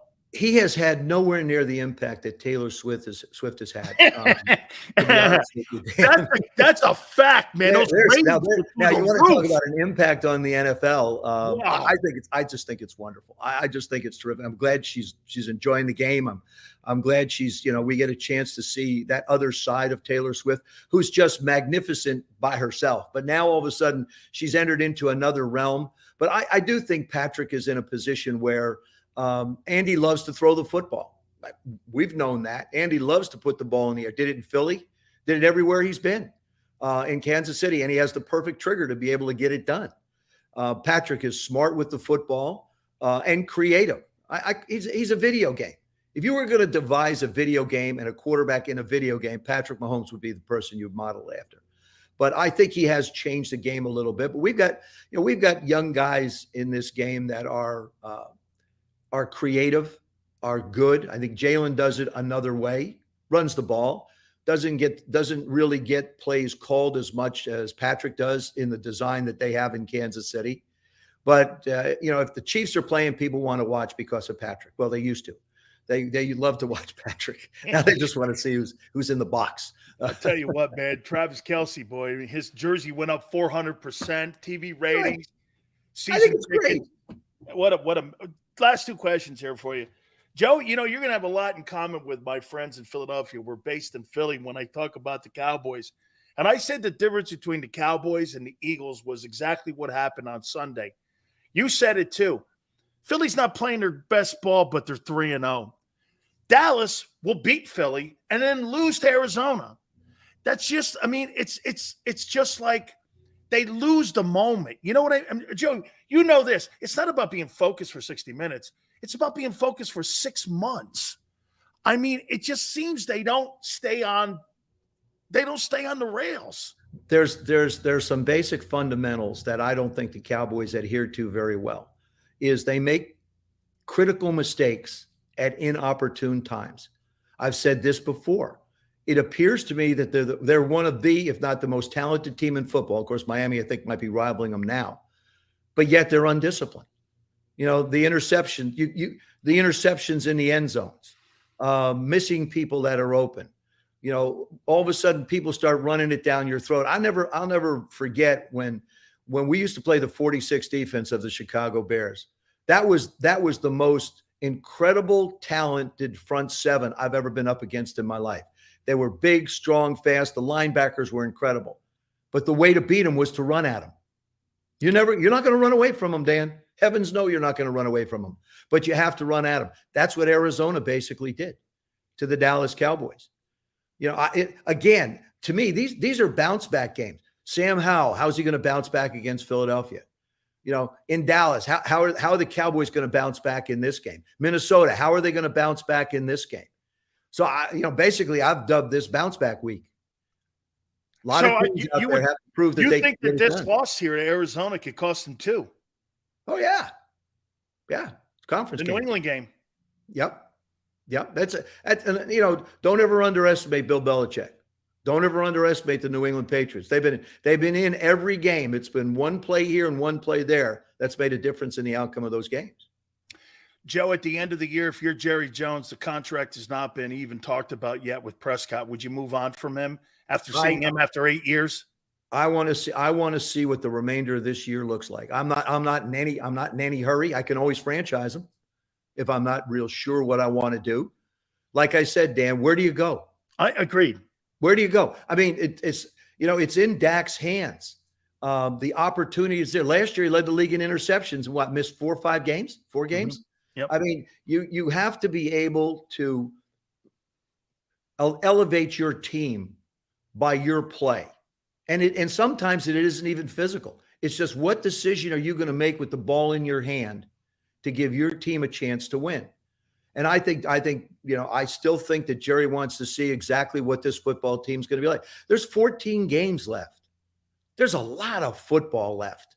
And, what's going to happen going forward? Like I said, the big bounce back week. Let's see which guy or which team bounces back from the adversity that they suffered last week. Finally here, Joe, it's 3 weeks, like you said, but as you know and I know, when we got our game plans on Wednesday, you get trend books. Team does this out of an I formation, weak set, strong set, double tight ends, plus 30, minus 30. So we kind of get an idea of what teams are trying to do and what they can do. So when you look at San Francisco right now, with what you've seen, with how they're trending, are they the best team in the NFL right now? I think they're the best team in the NFC. I mean, you'd have to look at the Miami Dolphins, on the other side, and say that's a pretty darn good football team too.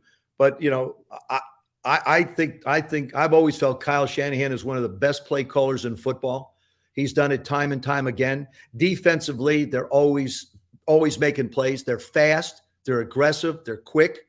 They've got playmakers on the offensive side of the ball. Brock is, back to form where he was before he got hurt last year. And so, I think San Francisco is the best team in the NFC for sure. Now, are they the best team in the league?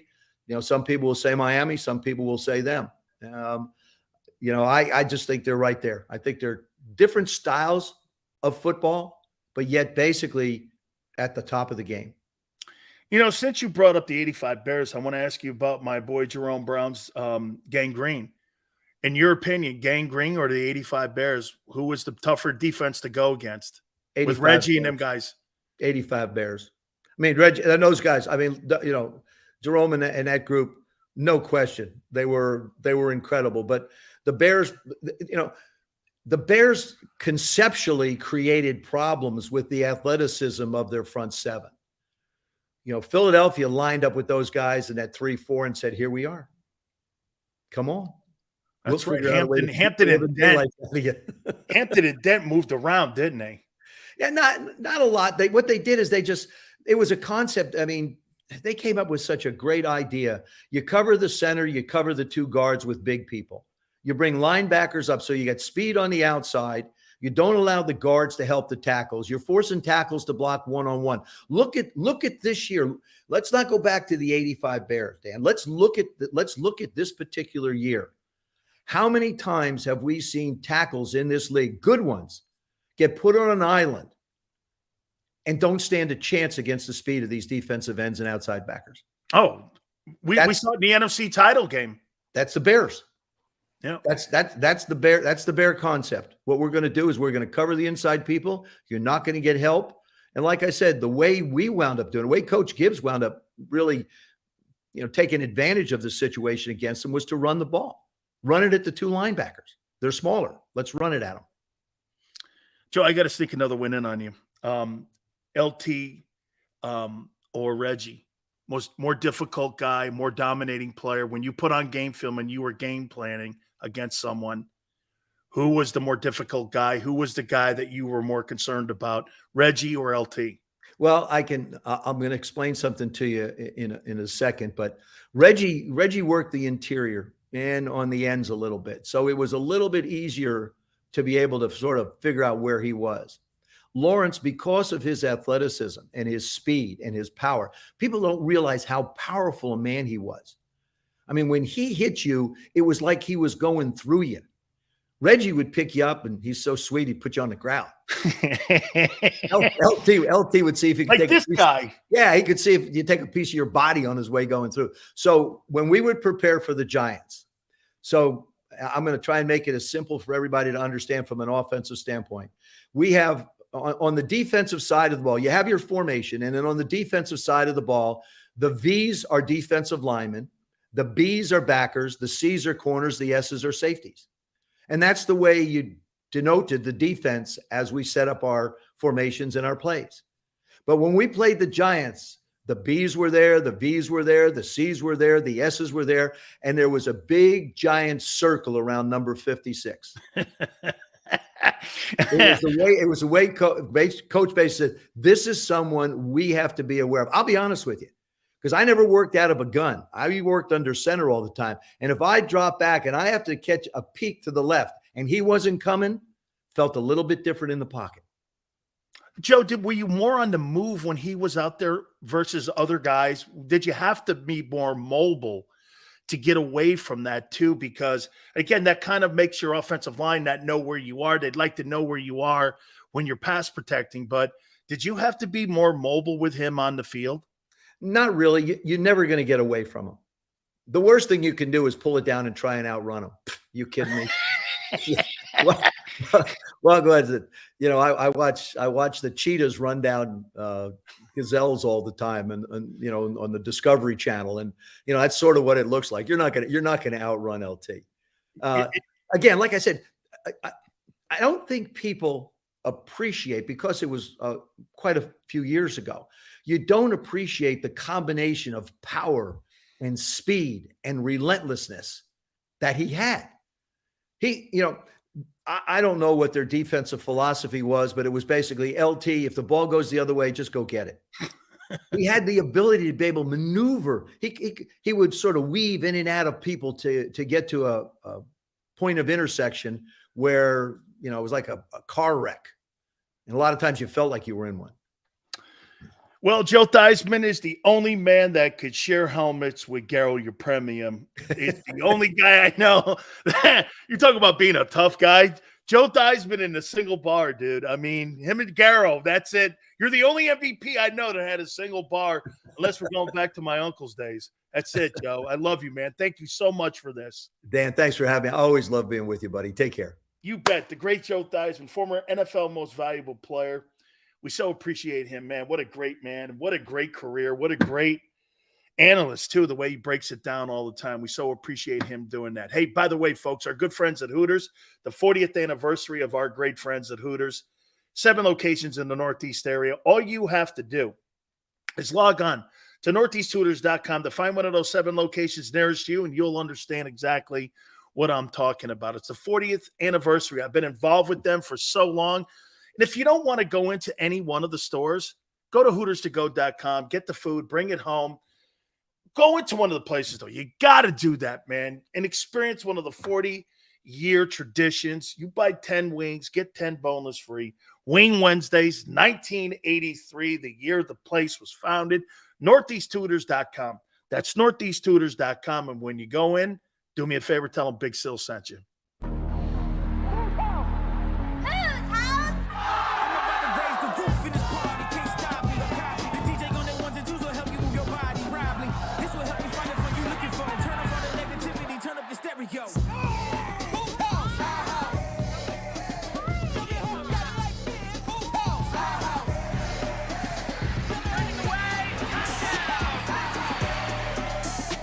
Football and Hooters, the perfect pair.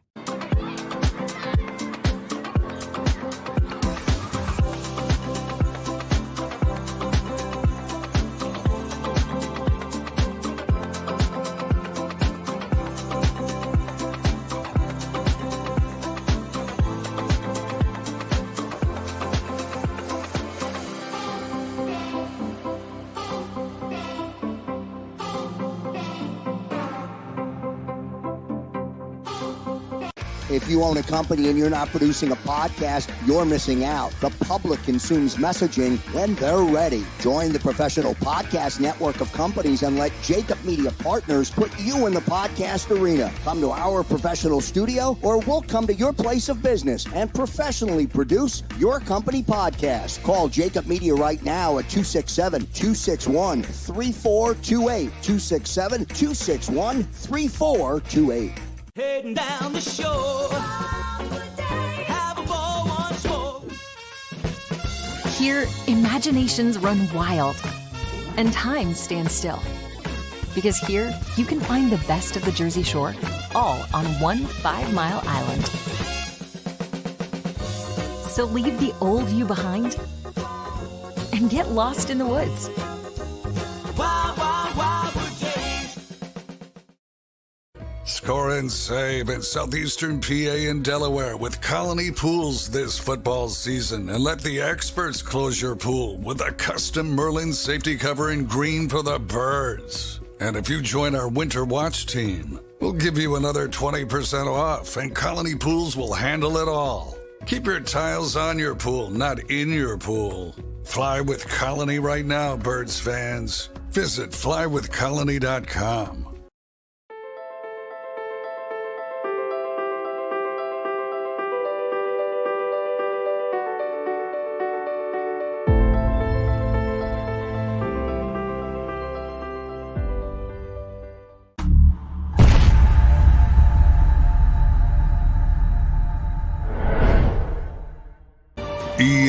EAGLES, Eagles.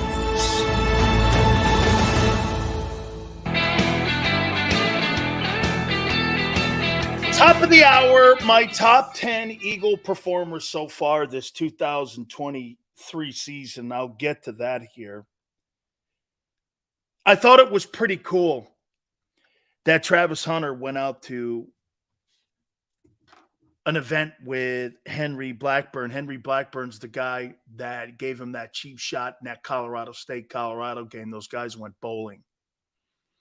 And it was Travis Hunter's idea because the kid had been getting death threats by some assholes out there because they thought the kid had a predetermined notion. This, again, goes down to people that some of you even in here think that you take things literally. You thought the kid from Colorado State was throwing cheap shots out because that was something he went to bed thinking he was going to do. They're 19, 20-year-old kids that get lathered up by the media and the coaches and the environment and the rivalry and all of that.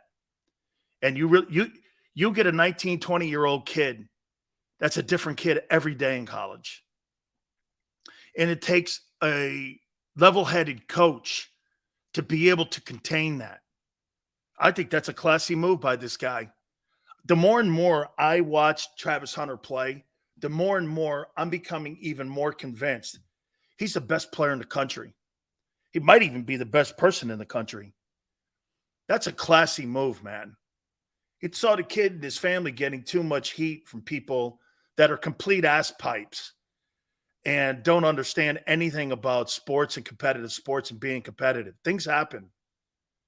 And Travis Hunter, I guarantee you, Dion told him, hey, the kid needs help. Go help him. You bet, you're right. That's coaching from Dion. That's a reflection of Dion, the coach. Okay? That's a reflection of the coach. His players are showing class. And then you got a guy like Bayless who shows you exactly what I talk about with the woke-ass race-baiting piece of shit media like that guy. So it only took him 3 days to try to get Dan Lenning, the head coach of Oregon, to call him basically a racist. You know how he did it?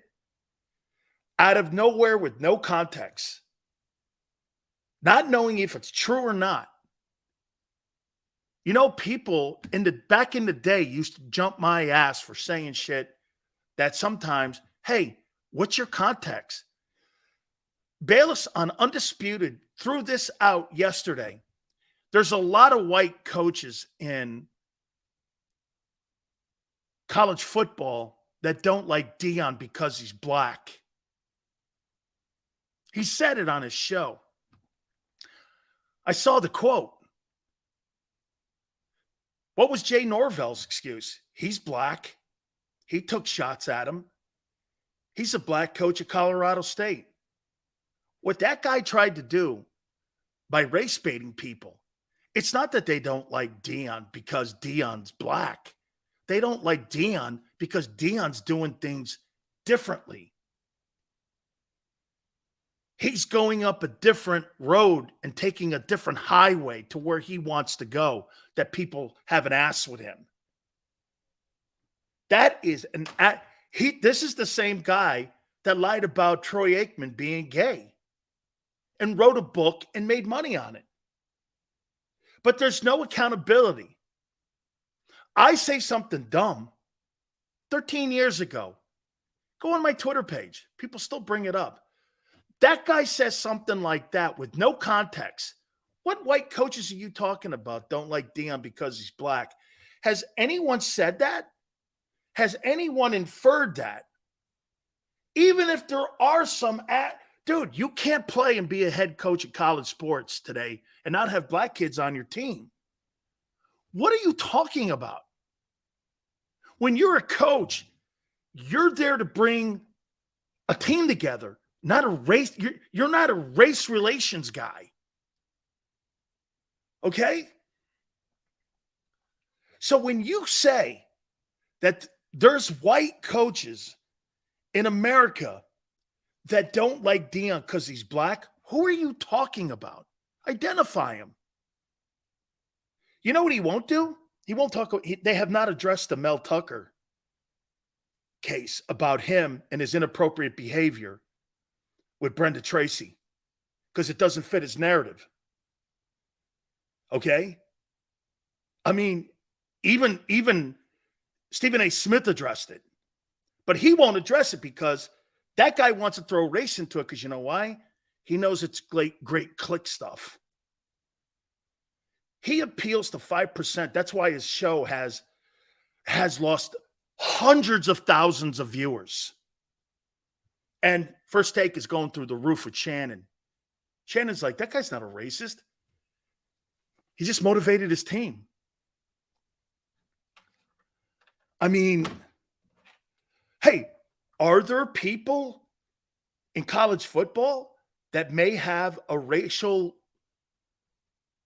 side to them? Those coaches aren't usually successful long. Okay? Those coaches usually aren't successful. All right? But to sit there and go on a show and see, it was a backhanded attempt by him to call the Oregon coach a racist by saying this. Because he had his name up, his pregame speech, and then he goes, you know, there are certain white coaches out in the country today that don't like Deion because he's black. Where did that come from? Where is there any intel on that? What, because you watch Fox News or CNN? Where is that? Where in the world would you do that, to use that? So this is what this guy has done, and it bugs me because you called Aikman gay, and he wasn't. And now you're calling the guy in Oregon a racist, and he's not. But nobody cares. Nobody cares. Joe Biden calls LL Cool J a boy, and nobody cares. Are you selectively just picking people you like and not like? Can somebody help me out here on that? I see. So you like those guys, but some of you don't like me. Okay. As long as I know that that's the context of how this works today, it'll never bug me again. Okay? Do I think Joe Biden's a racist? No. I just think he's stupid. Like me. Yale goes, Biden isn't a racist, but I am? Oh, okay. I'm not saying you said that. Yale. I see. So we'll help him. We'll help him. We won't help him. We won't help him. That guy's too rich. I can't do anything for him. I don't like him. I don't want him. I don't like him. That guy definitely. It is so upside down how you look at people. So crazy how people look at people. Do I think the President of the United States is a racist? No, I don't. I think he's stupid. No. Born in a different era. They say different things. That's how I look at him. But we'll pick him, do him, that guy, here, him. It's so weak.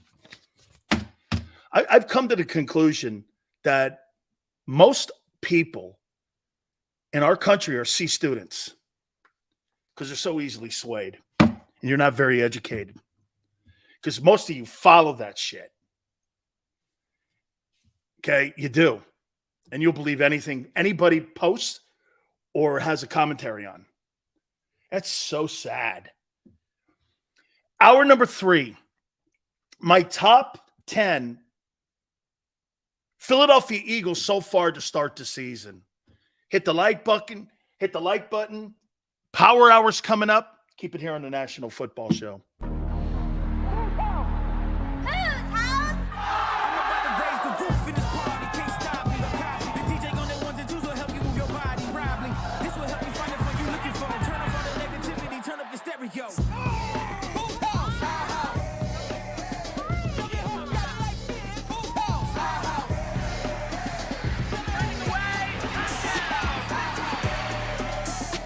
Football and Hooters, the perfect pair.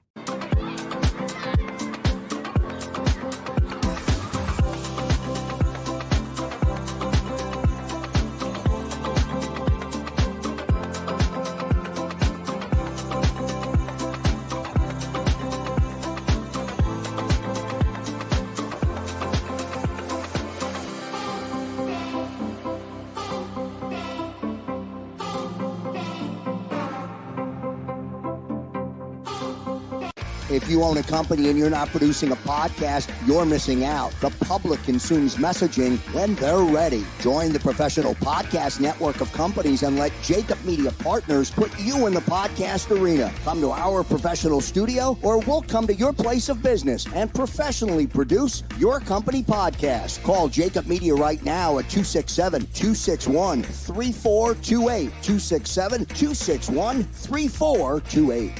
Heading down the shore. Have a ball once more. Here, imaginations run wild and time stands still. Because here, you can find the best of the Jersey Shore, all on one 5-mile island. So leave the old you behind and get lost in the woods. Wild, wild, wild brigade. Score and save in southeastern PA and Delaware with Colony Pools this football season, and let the experts close your pool with a custom Merlin safety cover in green for the birds. And if you join our Winter Watch team, we'll give you another 20% off, and Colony Pools will handle it all. Keep your tiles on your pool, not in your pool. Fly with Colony right now, Birds fans. Visit flywithcolony.com.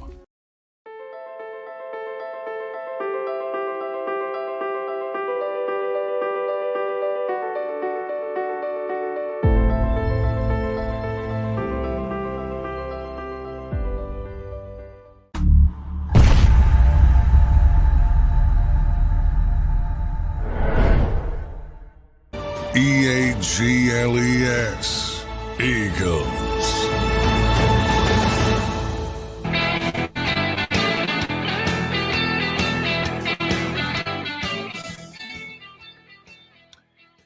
You guys want to get rid of James Harden?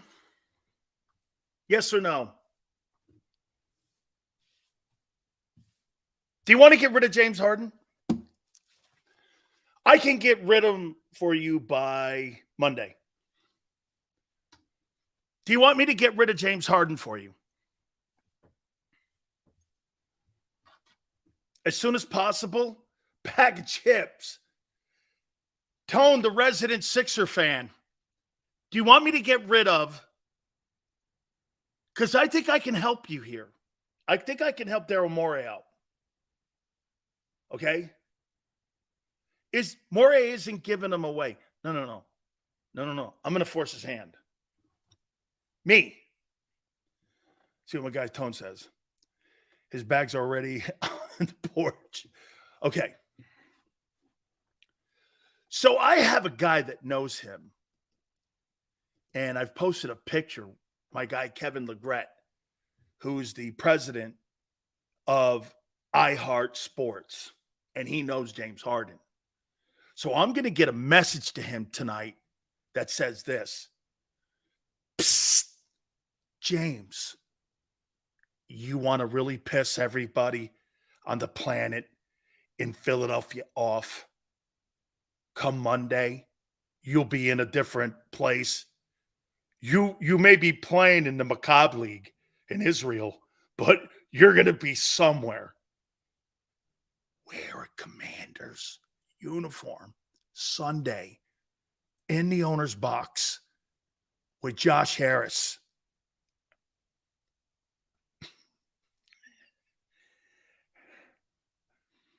That city, he's trying to get a stadium. You want the fastest way to get no votes? Have James Harden wear I think he's going to. If he's smart, he wears the Commanders jersey on Sunday. Am I wrong? So you're at a party and you got a guy holding a sign up that Morey's a liar. He's going to go on Sunday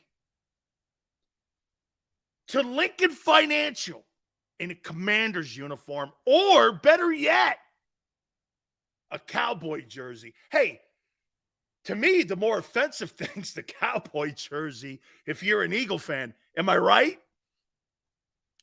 The Commanders, hey, by the way, you haven't been threatened by the Commanders since Joe Theismann played, so you're not really caring about them too much. But if he shows up in a Cowboy, he's probably not going to show up in a Cowboy jersey in a Commander's booth with the owner. Can you imagine them going through a cutaway at Lincoln Financial and seeing, dear God, please, God, I love you, creator of everything, creator of all content. God, I love you. I mean it with all my heart. Please put James Harden in a Commander jersey on Sunday. Heavenly Father, I promise I will be a better person each and every single day, and I will not talk as much shit on Jalen Hurts come next week. I promise, in God's faith, amen.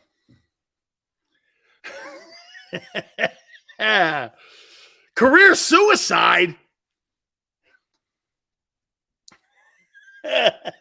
Holy, dude, that would be the story of the game.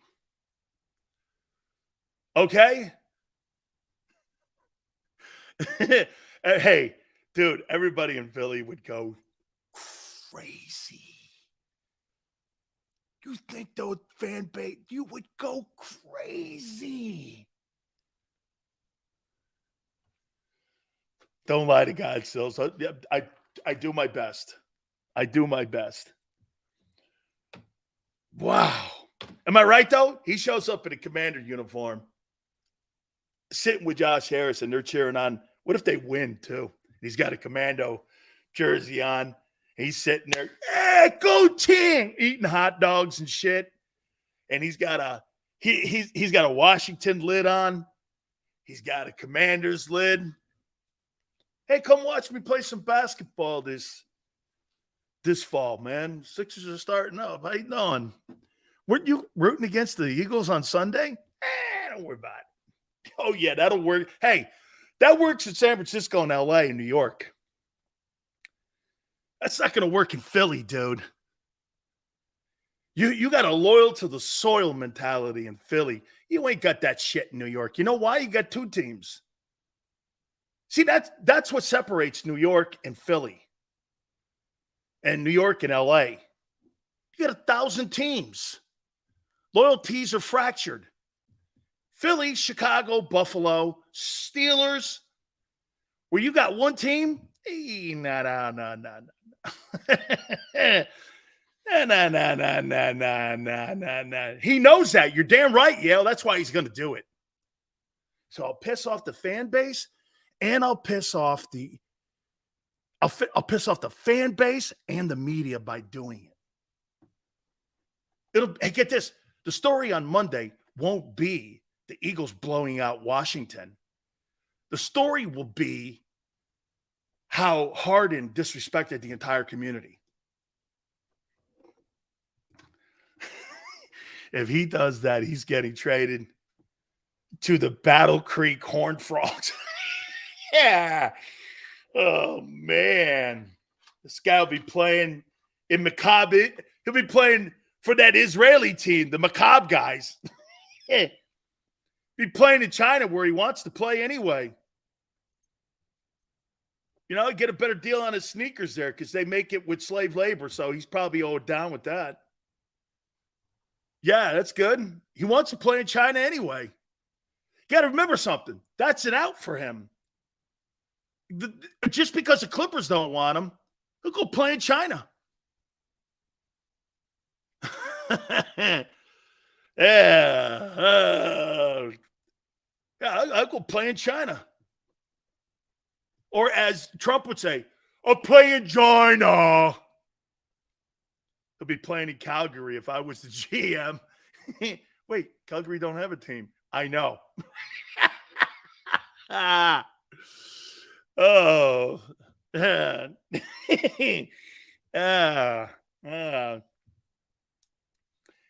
Wait a minute. Calgary don't have a team. Bingo. How you doing? You watch this guy if he shows up. See, Embiid is so oblivious to everything, man. He'll, I don't know what that guy's capable of doing. You just don't know with him. Can I tell you, am I right when I say this? Some of you will get the comparisons. When I see sometimes Joel Embiid and the shit he does, doesn't he got like a Manny Ramirez kind of like aura about him? Like, do you really think Manny knew that he was playing in Boston or LA or Cleveland? Or do you think it was just Manny World? Do you think Manny Ramirez really knew where he was playing? I mean, I don't think he really cared where he was playing ever. Okay? Dan, hate on Calgary. I'm not hating on Calgary. I just said there's no hoop team there. I'm not saying that. Not at all, man. Canada's great. Oh, man. Yeah, I'm going to go to Lincoln Financial. Oh, Calgary Flames. The Calgary Stampede. The Calgary Stampede is a pretty cool thing, actually. Actually is, man. All right. Hey, man, could you see him? I hope he does that. That'll be it. Hey, you think Taylor Swift sitting in the box was a big story? Hey, Yale, right? Taylor Swift was a big story sitting in the Kansas City box at Arrowhead, right? James Harden sitting in the owner's box for the Commanders in a tight game in the NFC East with James Harden from the Sixers wearing a Commander lid and jersey. You might think that that's a little bit nutty. And you might think that that's a pretty good story. Woo! Dude, it'd be the most viewed and talked about game maybe in NFL history. Because you'd have crossover with NBA fans, Philly fans going psycho. Psycho. Dude, can you imagine what the headlines would be? Judas in the box. The Commanders. His name would be James Judas or Judas Harden. That's his new name. Is Judas Harden. It's not James Harden. Am I right, Tone? If he's sitting in that box with that uniform, his new name come Monday's Judas Harden. Okay?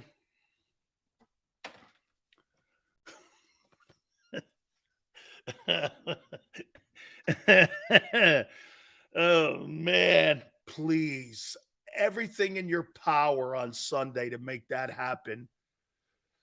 Does he get along with Harris? Is that the point? He wants to get the hell out of there. Oh. He's already untradeable. Well, then you send him to China. All right, let me get to my top 10. Philadelphia Eagles so far after 3 weeks of play as we go into the final month of the season for the first month in the first quarter pole of the season. I'm willing to strap James Harden to their market and send him to the moon. Ooh, man. They got a league up there? They're going to have to ask Elon Musk. Pretty soon, SpaceX is going to have Commander Astronaut Judas Harden commanding the new shuttle to on the SpaceX. Yeah. I didn't know Judas Harden played in the Canadian League. I didn't know he was in the NHL.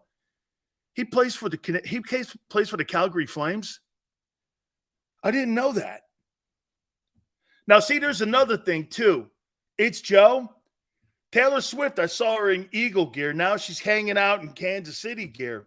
I mean, you can't be a Kansas City Chief. See, that's the one thing you can't be. If you see, this is why I'm Switzerland here. I don't really root for any team. I root for fan bases. I told you that. That's kind of what I am. I like fan bases. I like talking sports with fan bases. Sports teams, they're the widget. The passion of the fans is what I'm attracted to. That's why I like talking in certain places and not talking in certain places. San Diego is the worst sports market on the planet. Okay? Really, it's LA too. Horrible. It's horrible sports talk. 004 ratings across the board nowadays. It's terrible. The sports, you know where the sports stations are because of the sports fans, not just the teams.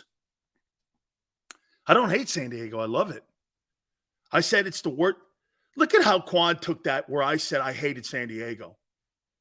I said it's the worst sports talk city in America. I didn't say it was the worst city in America. Where did you hear that? Where in the world did you hear that? Where did you hear that? I don't hate San Diego. I love it. Absolutely not. It's the worst sports talk city in the country. What did you add into that? See, Quan likes to add those little addendums in to make it sound as, again, he's a guy that likes to have people fit his narrative. I never said that. I never said I hated San Diego. But he said I did. When? Dude, I don't know who lies more, you or Biden. All right. Let's get to my top 10.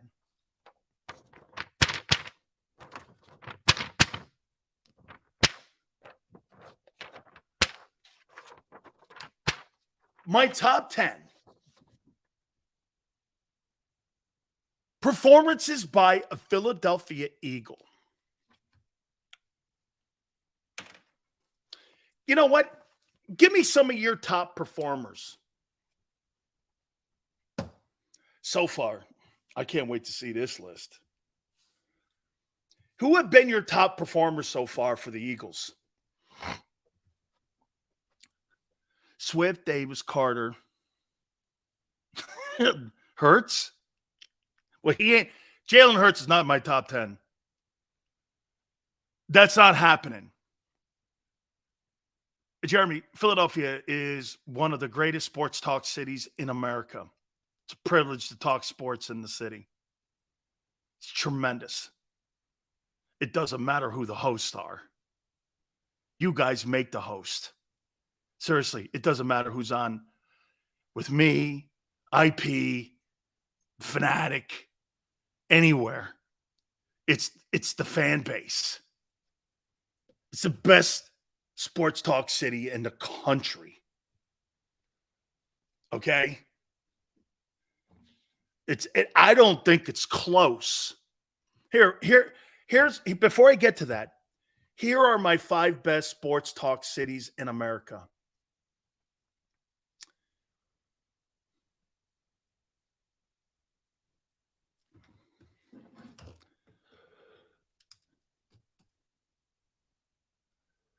Five best sports talk cities in America.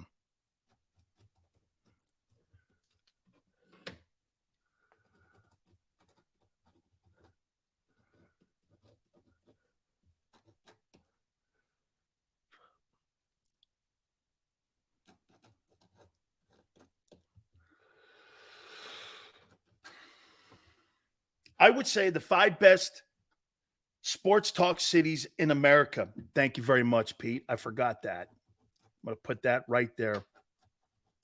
And I happen to have spoken in that city. I would say New York, 5, Boston, 4, San Francisco, 3, Chicago, 2, and Philly, 1. I've spoken in Boston, San Francisco, and 3 of the 5. I've had a show in those markets. Boston's a great sports talk city. Okay, it's great. Great sports talk city. All right, let me go. Here are my 5 best performances so far by a Philadelphia Eagle.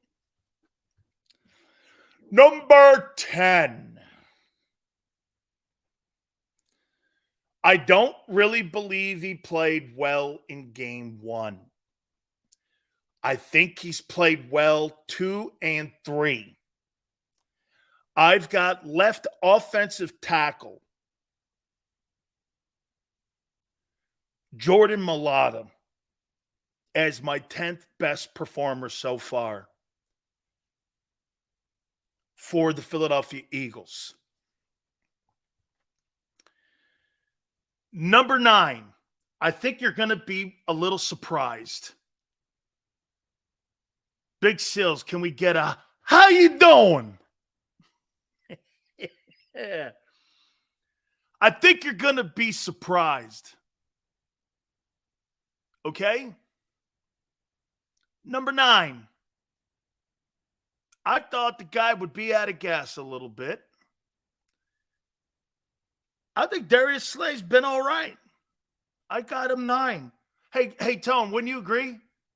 Darius he's looked good.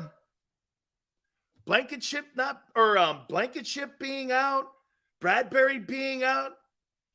They kind of, Jefferson got a lot, but at the end of the day, it wasn't deadly a lot. I think Darius Slay's been okay. Okay? I do. Yeah, Ray, but I think he's been effective. I know. 31st and pass defense. They were good last week too.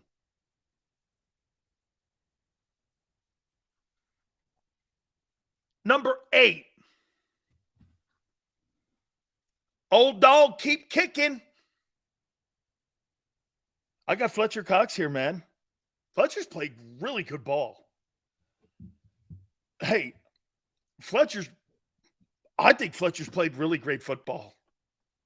He's been good, man. Fletcher Cox has played some good ball here. Number 7.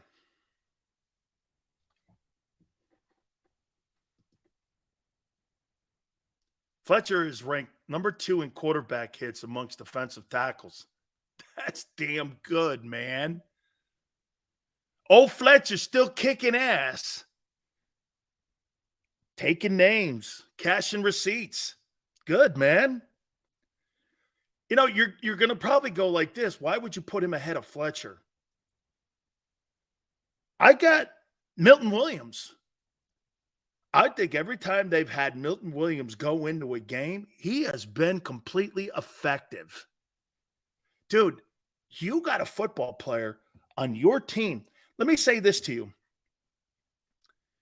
Is the second quarter of the schedule for Slay? That's true. But let me say this to you. What do you think you would get for Milton Williams in the open market if you were to trade him? Draft choice round. What round would you get for him if you put Milton Williams on a trading block? How high a pick would you get? How high a pick do you think you'd get for him? A fifth? Not me. I'm not moving him for a fifth. A fourth? No way.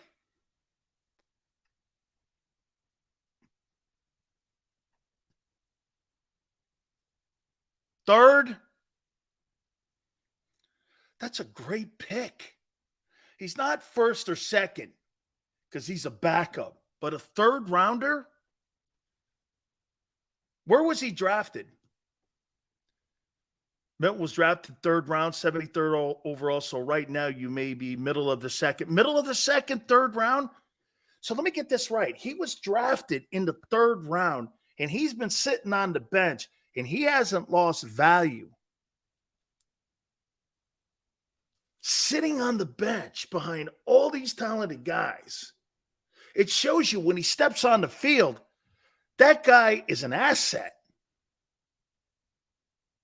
Dude, Milton Williams is probably the middle of the second round. He's a second round pick. He would start on 75% of the teams in the league. He is the heir apparent to Fletcher Cox when he leaves. By the way, as of right now, I'm going to offer Fletcher Cox a contract to come back. Okay? I want you to understand something about Milton Williams. Milton Williams, I'm not sure he's ever started a down in the NFL. And he was drafted in the third round and has not lost value. And his value right now is probably second or third round. That guy's a good ball player, man. How about this? Do we all agree? Andre Dillard was drafted in the first round. You think he lost value compared to where he was drafted? Now, I will say this. What saves him is the fact that he couldn't start in Philly's O-line. That's not a horrible thing. I know some people look at Andre Dillard and go like this. Sills, he never really was a starter in Philly. Well, is that horrible when you got Isaac Seumalo and Lane Johnson and Jason Kelsey and Landon Dickerson and Jordan Mailata? Is that really that awful? Is that really that awful? See, next season, Milton will be in a contract year. I'm curious to see how Howie handles it. Well, you know what will happen. Okay. Howie will either deal him for a draft pick. Can you imagine this? You have a guy that never started a down for you, and Milton Williams.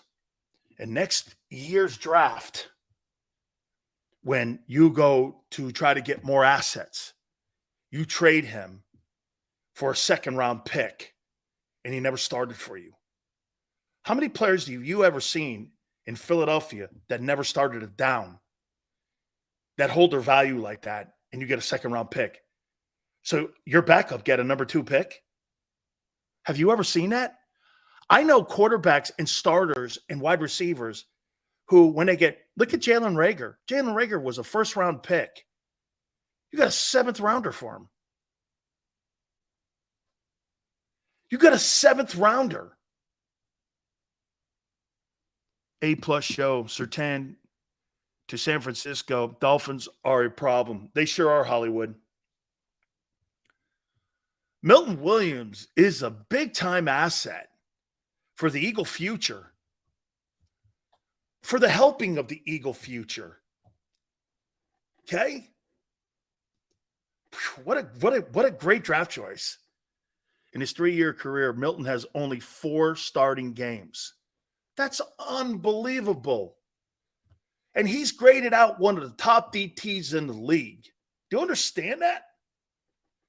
He's played a total of 885 snaps, and everyone around the National Football League has high praise for that guy. He's a good football player.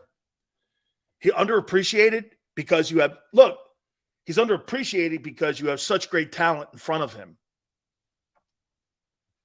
You have players on your roster that are, I understand we're little issues with our internet here, and I appreciate everybody. He averages 40% of the defensive snap counts played. Man, what a good football player. What a great draft choice. What a great asset to have on your roster. Just a tremendous, tremendous draft choice. That is a superior pick. So I get to play this guy as my backup DT. I get to draft 2 defensive tackles, and I got a guy that teams want. And if I have to trade him, I'll get a 2 for him. And he started 4 downs for me. 4 games for me. Shit. That's kicking ass. And he's financially responsible for my salary cap. And he's 24 years old. Dude, that is quality drafting. That's a quality pick. And you could always make the conversation of this. Well, he's not going to start in front of Jordan Davis or Fletcher Cox or Jalen Carter. He's a starter. You could even try to pitch a 1 for him. Think of that. You know, if you had bums in front of him, is one thing. But when you have all pros in front of him, you make a pitch and ask for a 1 for him. Hey, give me a late first rounder, top of the second round. I'll take it. I'll take a 31st, 30th pick. Maybe I'll combine a pick. A third. Hey, I'll give you Milton Williams and a third for the 31st pick. Would you do it? That's the kind of shit you do if you're Howie.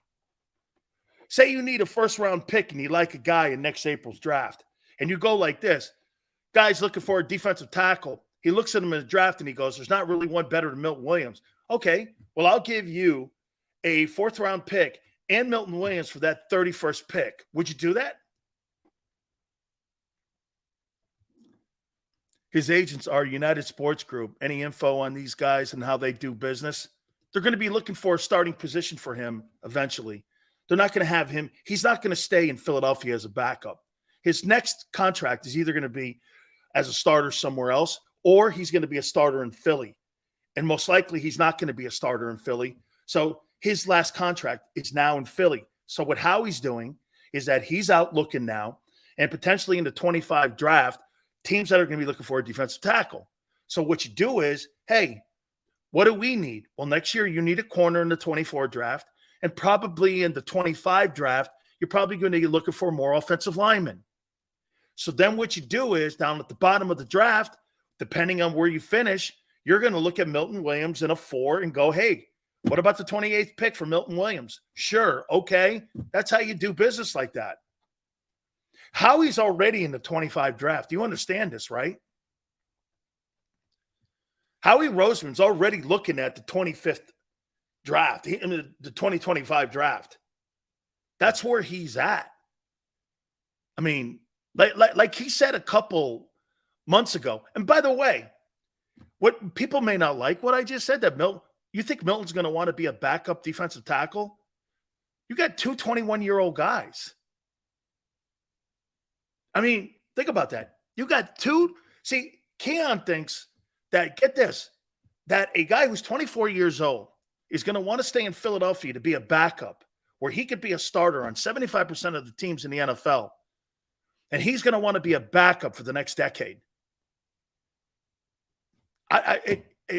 People who think like that have no common sense. No common sense. He'll never.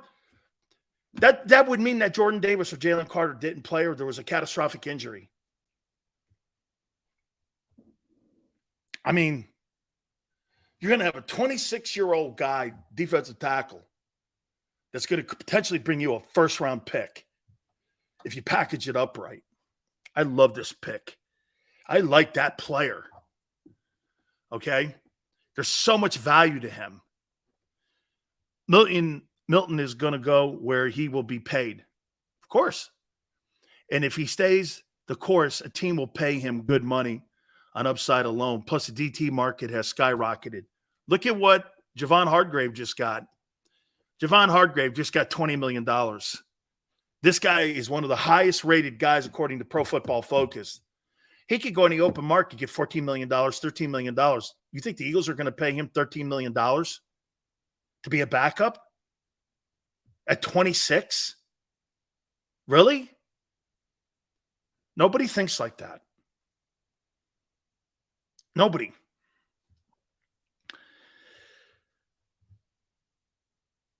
Top 10 Eagle performers. 10, Jordan Mailata. Number 9, Darius Slay. Number 8, Fletcher Cox. Number 7, Milton Williams. Number 6, even though he was out, Seals, you piss me off sometimes, but here I am tuned in. Salute, sir. Dez, you are the perfect type of person that I love on my program. Gives me shit, tunes in, doesn't believe everything I say, has a different opinion than me, and doesn't always agree with me, just like my guest. Don't you get it? Dez, seriously, right? I treat you guys like my guest. Some of you agree. Sometimes you don't agree. Tone has the same mentality as you guys with me. Piss him off one day, loves it another day. Piss him off someday, loves it this day. As long as we're all engaged, it's sports talk. It's sports talk. Always remember that. Okay? Chip goes, you lie to your guest. I do. And that's why they continue to come back like Tony Dungy and The Rock, Boomer Esiason, Seth. It's because I lie to him. It's probably why. Warren Moon. Doug Williams. Frank Reich. Shall I continue or should I end that? Herm Edwards. Because I lie to him. Hadn't heard that one before. I lie to my friends. That's why they continue to come on. Huh. Sills, we treat this thing like Jimmy Johnson treated Cut Down Day at the U. Every year we fight for scholarships. Yeah. Hey, I got to tell you an Alonzo Highsmith story after we do this. Oh, man. I got Reed Blankenship at 6. Reed's played great ball, man. He's played great ball. I want to see him play consistently now. Number 5. Man, I love this player. I totally love Josh Sweat. He is one of my favorite players you have on your football team. That dude is so good. Sets the edge, rushes the passer, plays the run. Great teammate. Knows his technique. Never gets – he always plays as deep as the ball on backside plays. Never lets the counter play come back where he's cheating. He never cheats in technique. He is so fun to watch play a game. He is, I mean, his talent. And here, you know, we just got through talking about Milton Williams. Milton Williams is a really good player. Like, I'll tell you this. The way Milton Williams is talent, if he were to go in today's NFL draft, he'd be a first rounder. Josh Sweat is a first rounder, but teams were scared of the knee. You got 2 first rounders in the 4th and 3rd. You get that, right? People don't point this out to you. Sweat is a first-round talent. Milton Williams. Who do you think is a better ball player, Mozzie Smith or Josh Sweat? Who's a better ball player? I mean, dude, Josh Sweat, what, did he go in the fourth? Was he a fourth or fifth round guy? Dude, he's a...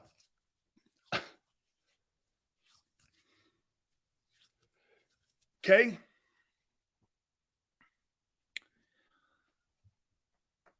Number 4. Let me ask you something here. Not throwing shade on Devontae. I got Devontae 4. I love the player. If you had to do it all over again, would you rather want Michael Parsons or Devontae Smith? Just asking. It's a hindsight conversation, so it's not a knee-deep end to it. I'm not because Devontae is a really great ball player. Come on, guys. Smitty over Micah Parsons? You would take Smitty over Micah Parsons. Really? Come on. See, what Quan just said, hey, Quan, I'll say this to you. I never saw, Quan, the Micah that we see in the NFL at Penn State. I didn't see that either. I think that's got a lot to do with Dan Quinn. Okay? I think that's got a lot to do with Dan Quinn and what they did with him. Hey, but Tone, don't you agree? I get you. But they kind of fell into who Micah Parsons is after their end got hurt. Remember, they said it. They go, we had to get a pass rush going, so we put his hand in the dirt. All of a sudden, we realized he could rush the passer. I never saw this when he was at Penn State. Yeah, they didn't draft Micah to do what he's doing. That's right. He's like, I mean, if you saw this in Penn State and Mario Diaz or Manny Diaz was doing this at Penn State with him, it would have been, he may have gone higher in the draft. And remember something, Dallas didn't want him. Who did they want? They wanted the Bronco safety. Remember, they wanted Patrick Surtain. They didn't even want the kid. And that kind of fell to him. So it wasn't like Dallas went, well, we knew all the time. Right. They wanted the kid J.C. Horn or Surtain because they were doing this. And now, everyone, Dallas is like, yeah, look at Jerry here. Drafted Michael. But no, you didn't know what you had because you didn't want him. You threw a bitch. You even made a trade with your public enemy number 1 in the NFC East, the Eagles. That's how the Eagles got Devontae. I wonder, hey, you know what? I wonder if Howie would have passed on Micah if the pick had stayed the same. 2 teams have laid the blueprint on how to handle him. If more teams do it, he won't be as dominant. That's what I say, run at him. You couldn't run at Lawrence Taylor. You couldn't do anything to him. Okay? You couldn't do anything to him. I got Devontae Smith, tremendous route runner, just a great football player. He's getting better and better. Even when let me say this to you. He's you know what? You guys may not get the comparison here, but he reminds me of Steph Curry. Why would I say that? Why would I say that Devontae Smith reminds me of Steph Curry? Why would I say that, you think? Why would I say he reminds me of Steph Curry? What's one of the greatest things that Steph Curry does that he doesn't get enough credit for? When he is off the ball and the way he moves around and how he runs his opponent into the dirt without the ball is what makes that guy one of the most difficult covers on the planet. Am I right? His off the ball movement and how he moves. Am I right, Tone? His off the ball movement and running around and running the opponent through the defense and how he runs through picks and shit doesn't get enough love. It's why he's so wide open all the time. It's because he is in condition. He's constantly moving like that. And his ability to move without the basketball is unbelievably the best I've ever seen. Maybe Allen Iverson. It's like an Iverson ability, because Iverson was great off the ball. Because Smitty does not care about the guy. He wants everyone around him to be successful. He's willing to fight and play regardless if he touches it or not. But see, that's what Steph Curry does by getting other guys open by moving around without the ball. Like if it's not play side to him, he makes it look like the play's coming to him no matter what. AJ doesn't do a good job of that. That's one of the flaws that AJ Brown has. It's not a good quality in his game. That's why sometimes you see on picks, he looks like he's not trying. You're never going to see that with Devontae. Devontae's going to fight for everything. Okay? He's completely going to fight for everything. Like Randy Moss did that shit. Randy Moss would take the play off. And you knew when the play wasn't coming that side. So what would you do? You cheat your defense and slide it over. It's a selfish player. And Smitty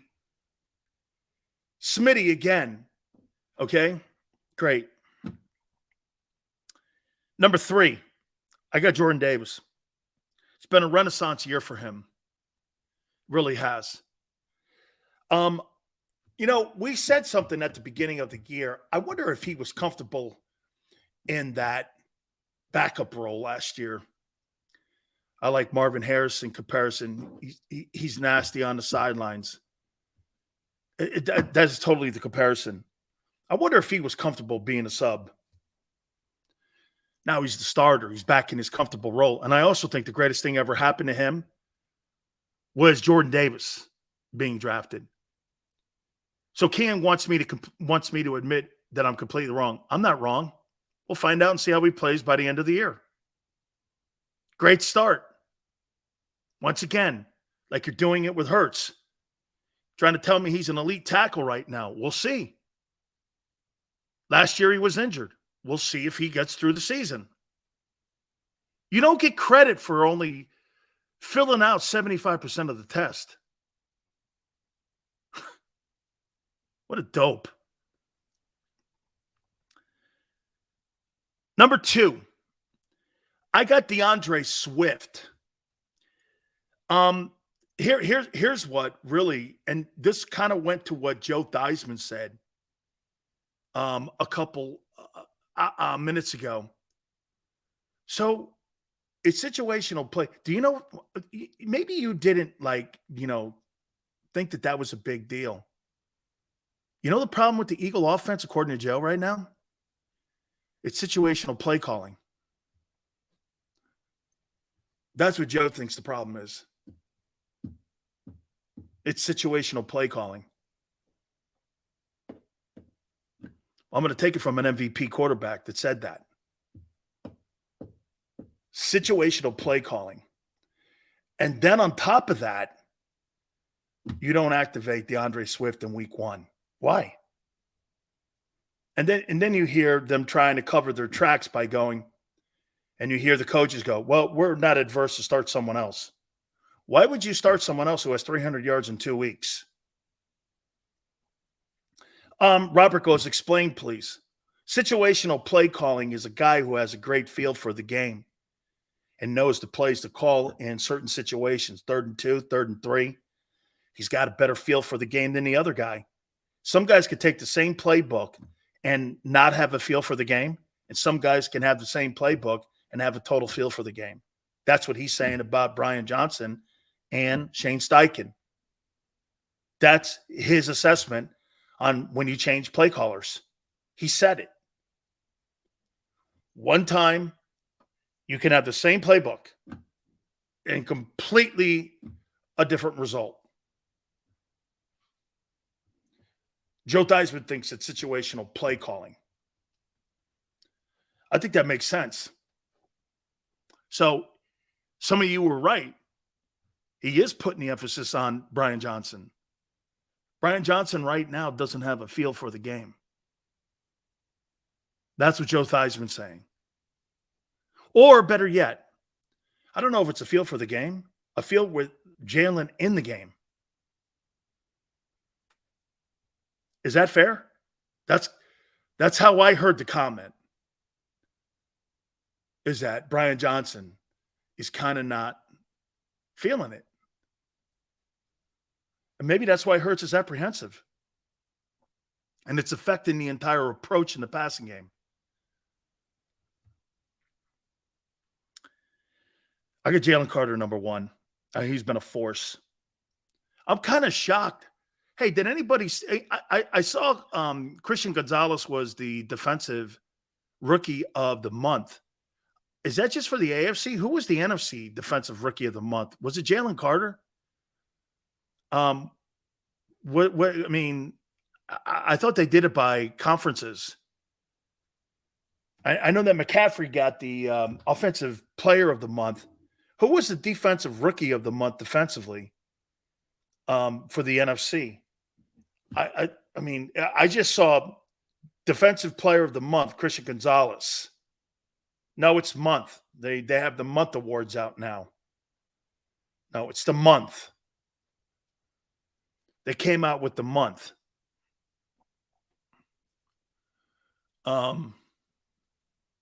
So Jordan Mailata 10, Slay 9, Fletcher Cox 8, Milton Williams 7, Reed Blankenship 6, Josh Sweat 5, Devontae Smith 4, Jordan Davis 3, DeAndre Swift 2, and Jalen Carter 1. Those are the Eagle best 10 performers so far that I've seen after the first 3.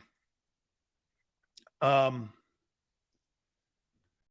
I wanted to know who the player of the month was because Parsons was the NFC player defensively of the month. They have a rookie defensive player. Christian Gonzalez, I guess, is for both. Okay. I guess he's for the both. Okay. Hey, hit the like button. Please keep it here on the National Football Show. We'll talk about tonight's game with the Lions and Packers. We'll do that next. Keep it here on the National Football Show.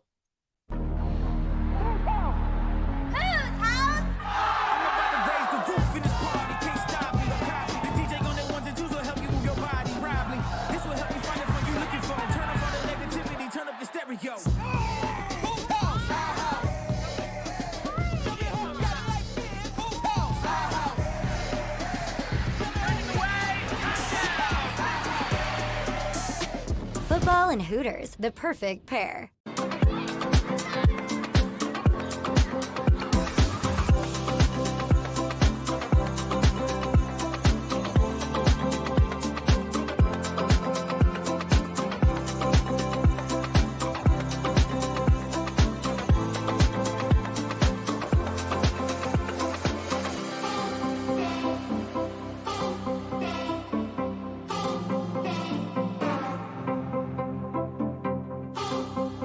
If you own a company and you're not producing a podcast, you're missing out. The public consumes messaging when they're ready. Join the professional podcast network of companies and let JAKIB Media Partners put you in the podcast arena. Come to our professional studio or we'll come to your place of business and professionally produce your company podcast. Call JAKIB Media right now at 267-261-3428. 267-261-3428.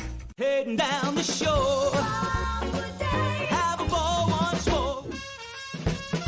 Here, imaginations run wild and time stands still.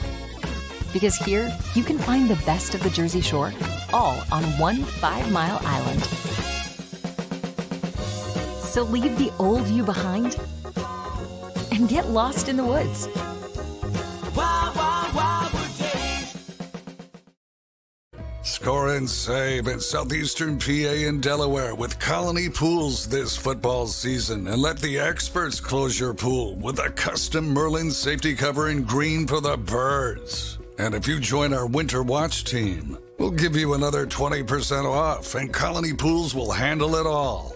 Keep your tiles on your pool, not in your pool. Fly with Colony right now, Birds fans. Visit flywithcolony.com.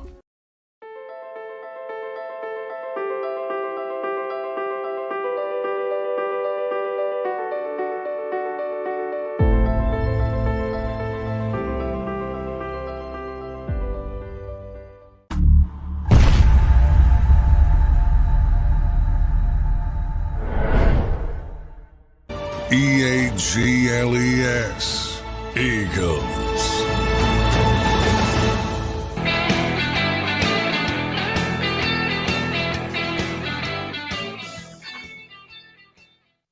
Russell Wilson. How much damage can Sean Payton do to this guy's chances of being a Hall of Famer? Is it possible that he has had self-inflicted wounds where you would look at him now as how many people? Hey, let me ask the question though first. Do you think Russell Wilson is a Hall of Famer?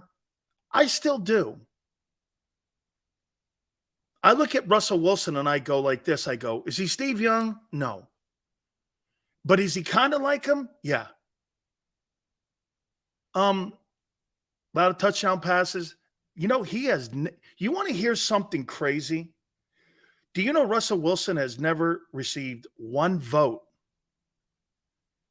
for MVP?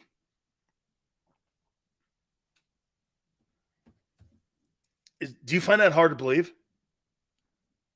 He has never received one vote from any voter for the league's most valuable player.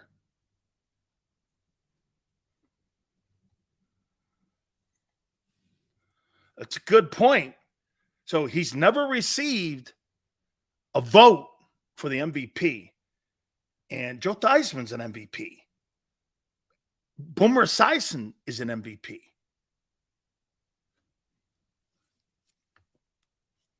And that guy's never received a vote.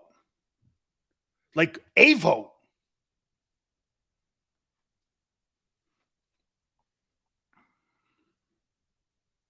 Would you have a hard time putting him in? So he wasn't really the best quarterback in his era. Was he one of the top 5 guys in his era? Like when you look at the quarterbacks in his era, Manning, Brady, Rodgers, Breeze, Eli? Is he better than Eli? Do you, hey, if you had to win a Super Bowl, would you want Russell Wilson or Eli Manning? If I had to win a Super Bowl, would you take Eli Manning or Russell Wilson?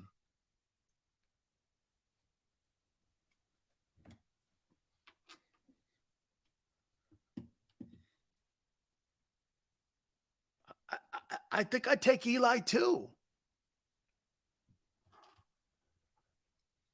If I had to pick a guy to win a Super Bowl, would I take Aaron Rodgers or Russell Wilson? I think those guys are, no. Rodgers is a 4-time MVP. He's got more MVPs than Brady.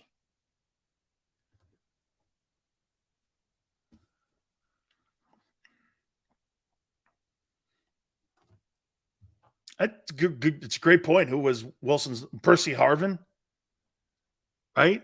I mean, he didn't really have a ton of people throwing the ball to in his day. I get it. I mean, who was Brady throwing the ball to, though, in his Super Bowl time? All the Super Bowls he won, who was he throwing to? Edelman and Amendola? Welker? This guy's not one of those guys who'll see the Hall of Fame. All right. Who do you like tonight, real quick? Lions or Packers? It's in Green Bay at Lambeau.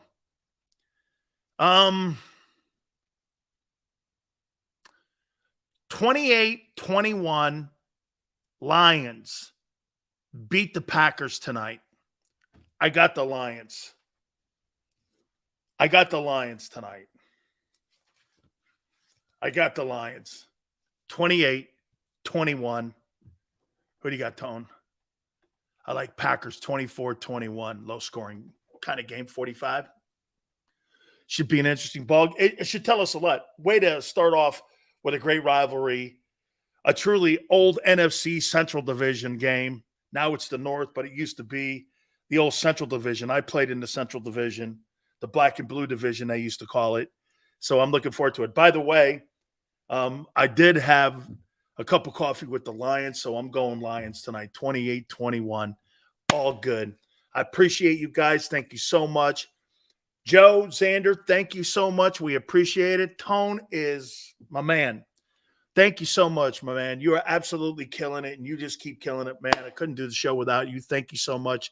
Love your family too, man. Everything that you guys do for us, all good. We will catch you tomorrow 3 to 6, and we shall see you on the flip side.